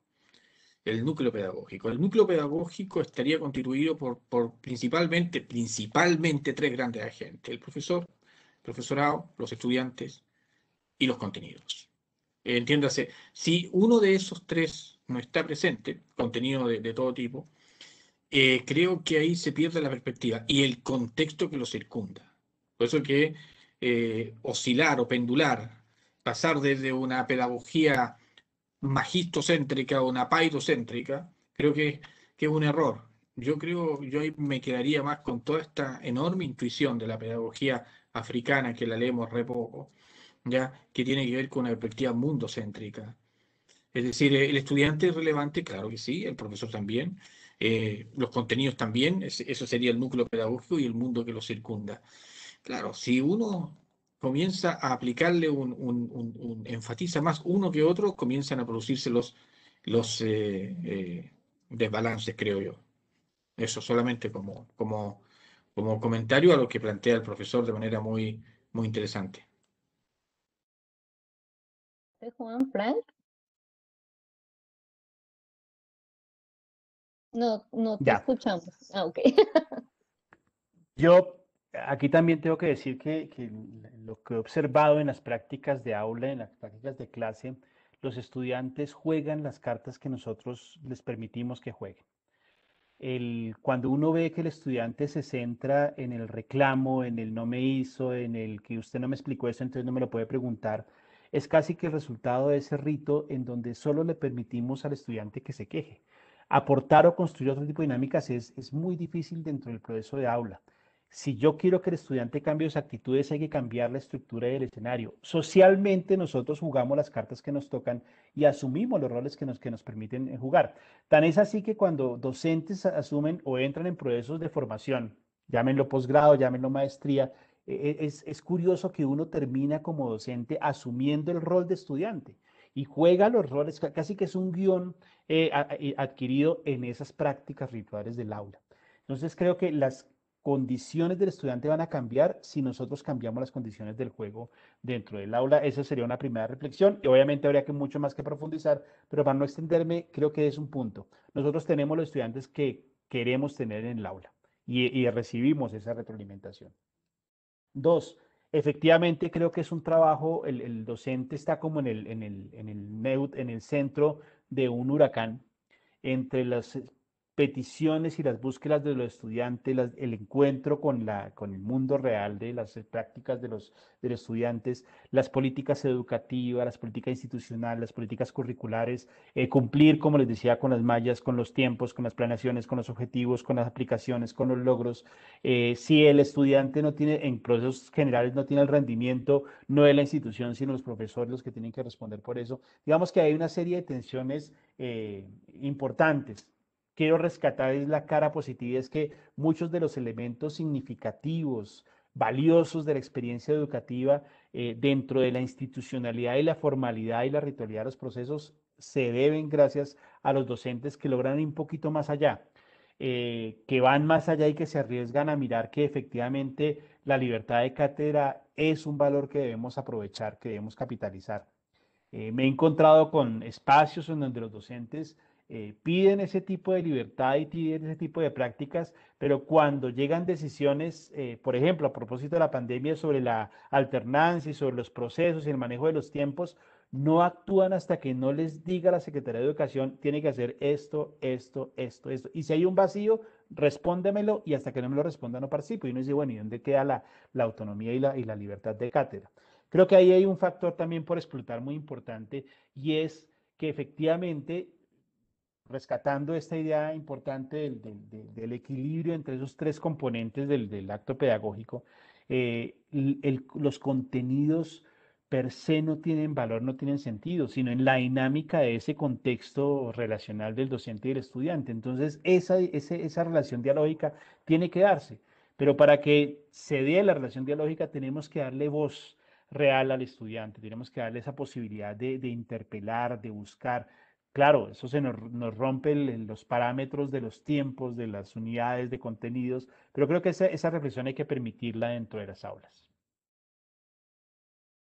Bueno, muchas gracias, Frank. Yo quisiera dejarles una pregunta planteada para cerrar, pues para que puedan hacer su conclusión y cierre, y es, bueno, y en todo lo que hemos dicho, ¿cuál es la responsabilidad política y social de las facultades de educación en todo esto? Juan. Bueno, yo creo, por lo que me corresponde igual ahora realizar, yo creo que las facultades de educación tienen un rol fundamental de ser faros en todos estos procesos. Pero yo creo que es no solamente para la facultad de educación, sino que en realidad para el académico o académica. Yo creo que la distancia que tienen, no todos ni todas los académicos respecto a lo que está ocurriendo, de pronto también es relevante. Yo creo que hay que superar esto que plantea Pierre Bourdieu, que es el Homo academicus. Es decir, yo puedo estar escribiendo desde mi gabinete sobre la interculturalidad crítica y a 3 cuadras la policía puede estar apaleando a una mujer que está vendiendo, indígena, que está vendiendo su hortaliza. Y yo tendría que actuar. Porque gracias a todo lo que he investigado sobre esa persona, lo que he publicado, lo que he intensificado mi currículum, lo que he incrementado mi índice H, ha sido gracias a esas personas que yo he investigado. No estoy diciendo para que me coloque, digamos, como escudo humano entre la policía, que también puede ser, ¿eh? También puede ser. Yo creo que también puede ser. Y yo creo que falta compromiso de los académicos práctico. Yo creo que hay que tener más sintonía y creo que desde el punto de vista de los modelos que tienen, uno tiene que revisar, digamos, creo, cuál es no sé si llamarle la fundamentación epistemológica que tiene la facultad, de dónde enseña. No puede ser que en la formación general pedagógica, del 100%, por ejemplo, de las bibliografías que leen nuestros estudiantes sean todos europeos. ¿Cómo no va a haber un latinoamericano? Porque podemos tener un tremendo discurso, pero seguimos leyendo a Papalia, seguimos leyendo a Piaget, seguimos citando al propio Vygotsky, etcétera. Yo creo que hay una responsabilidad política ahí, en eso, y en lo otro es visualizar desde dónde nos posicionamos nosotros, al interior de nuestra propia universidad, y también en un compromiso con el profesorado del sistema escolar. Nosotros aquí a veces tendemos a hablar del sistema escolar, que es del cual formamos parte, porque pareciera ser como que estamos en otro lugar, como, no sé, como en Andrómeda, ¿verdad? Y en realidad hay que devolverle también la autonomía epistemológica a los propios profesores. Para las tesis, por ejemplo, para las investigaciones, los seminarios, ellos no pueden ser solamente muestras. Si tú entrevistas a una persona, esa persona debería ser autor o autora de eso con lo que tú escribes. Eso significa que no hay que hacer investigación de o para los profesores, Con, sino con ellos y desde ellos y con los temas que ellos tienen y quieren, y no con la línea de investigación que yo pueda tener, aunque sea una línea de investigación muy extraordinariamente importante. Yo creo que hay mucho que hacer y eso implica entrar en una sintonía mayor con la realidad. Eso es lo que yo visualizo, al menos desde la heterogeneidad de facultades que hay en el país. Pero yo creo que esos serían algunos rasgos éticos que tendría que asumir en las facultades, y eso implica tomar algunas decisiones que en algunos casos son curriculares y en otras tienen que ver ya con un compromiso ético y personal de cada académico que en el fondo tiene que hacerse cargo, digamos, de todo lo que ha estudiado, lo que ha hecho, y que muchas veces ha sido gracias a otros. O sea, eso yo diría como corolario de lo que he planteado, a partir de lo que pregunta. Muchas gracias, Juan. Frank. sí, subrayo y me uno enteramente a la apreciación que hace el doctor Juan. Creo que estamos completamente de acuerdo ahí. Hay un papel fundamental, digamos, en la academia en general, no solo las facultades de educación. Haría énfasis en dos aspectos para matizar lo que el doctor decía. La primera instancia es hacia adentro de las facultades de educación y los procesos formativos, se centra la academia. Creo que hay que romper también con otra tara que tenemos.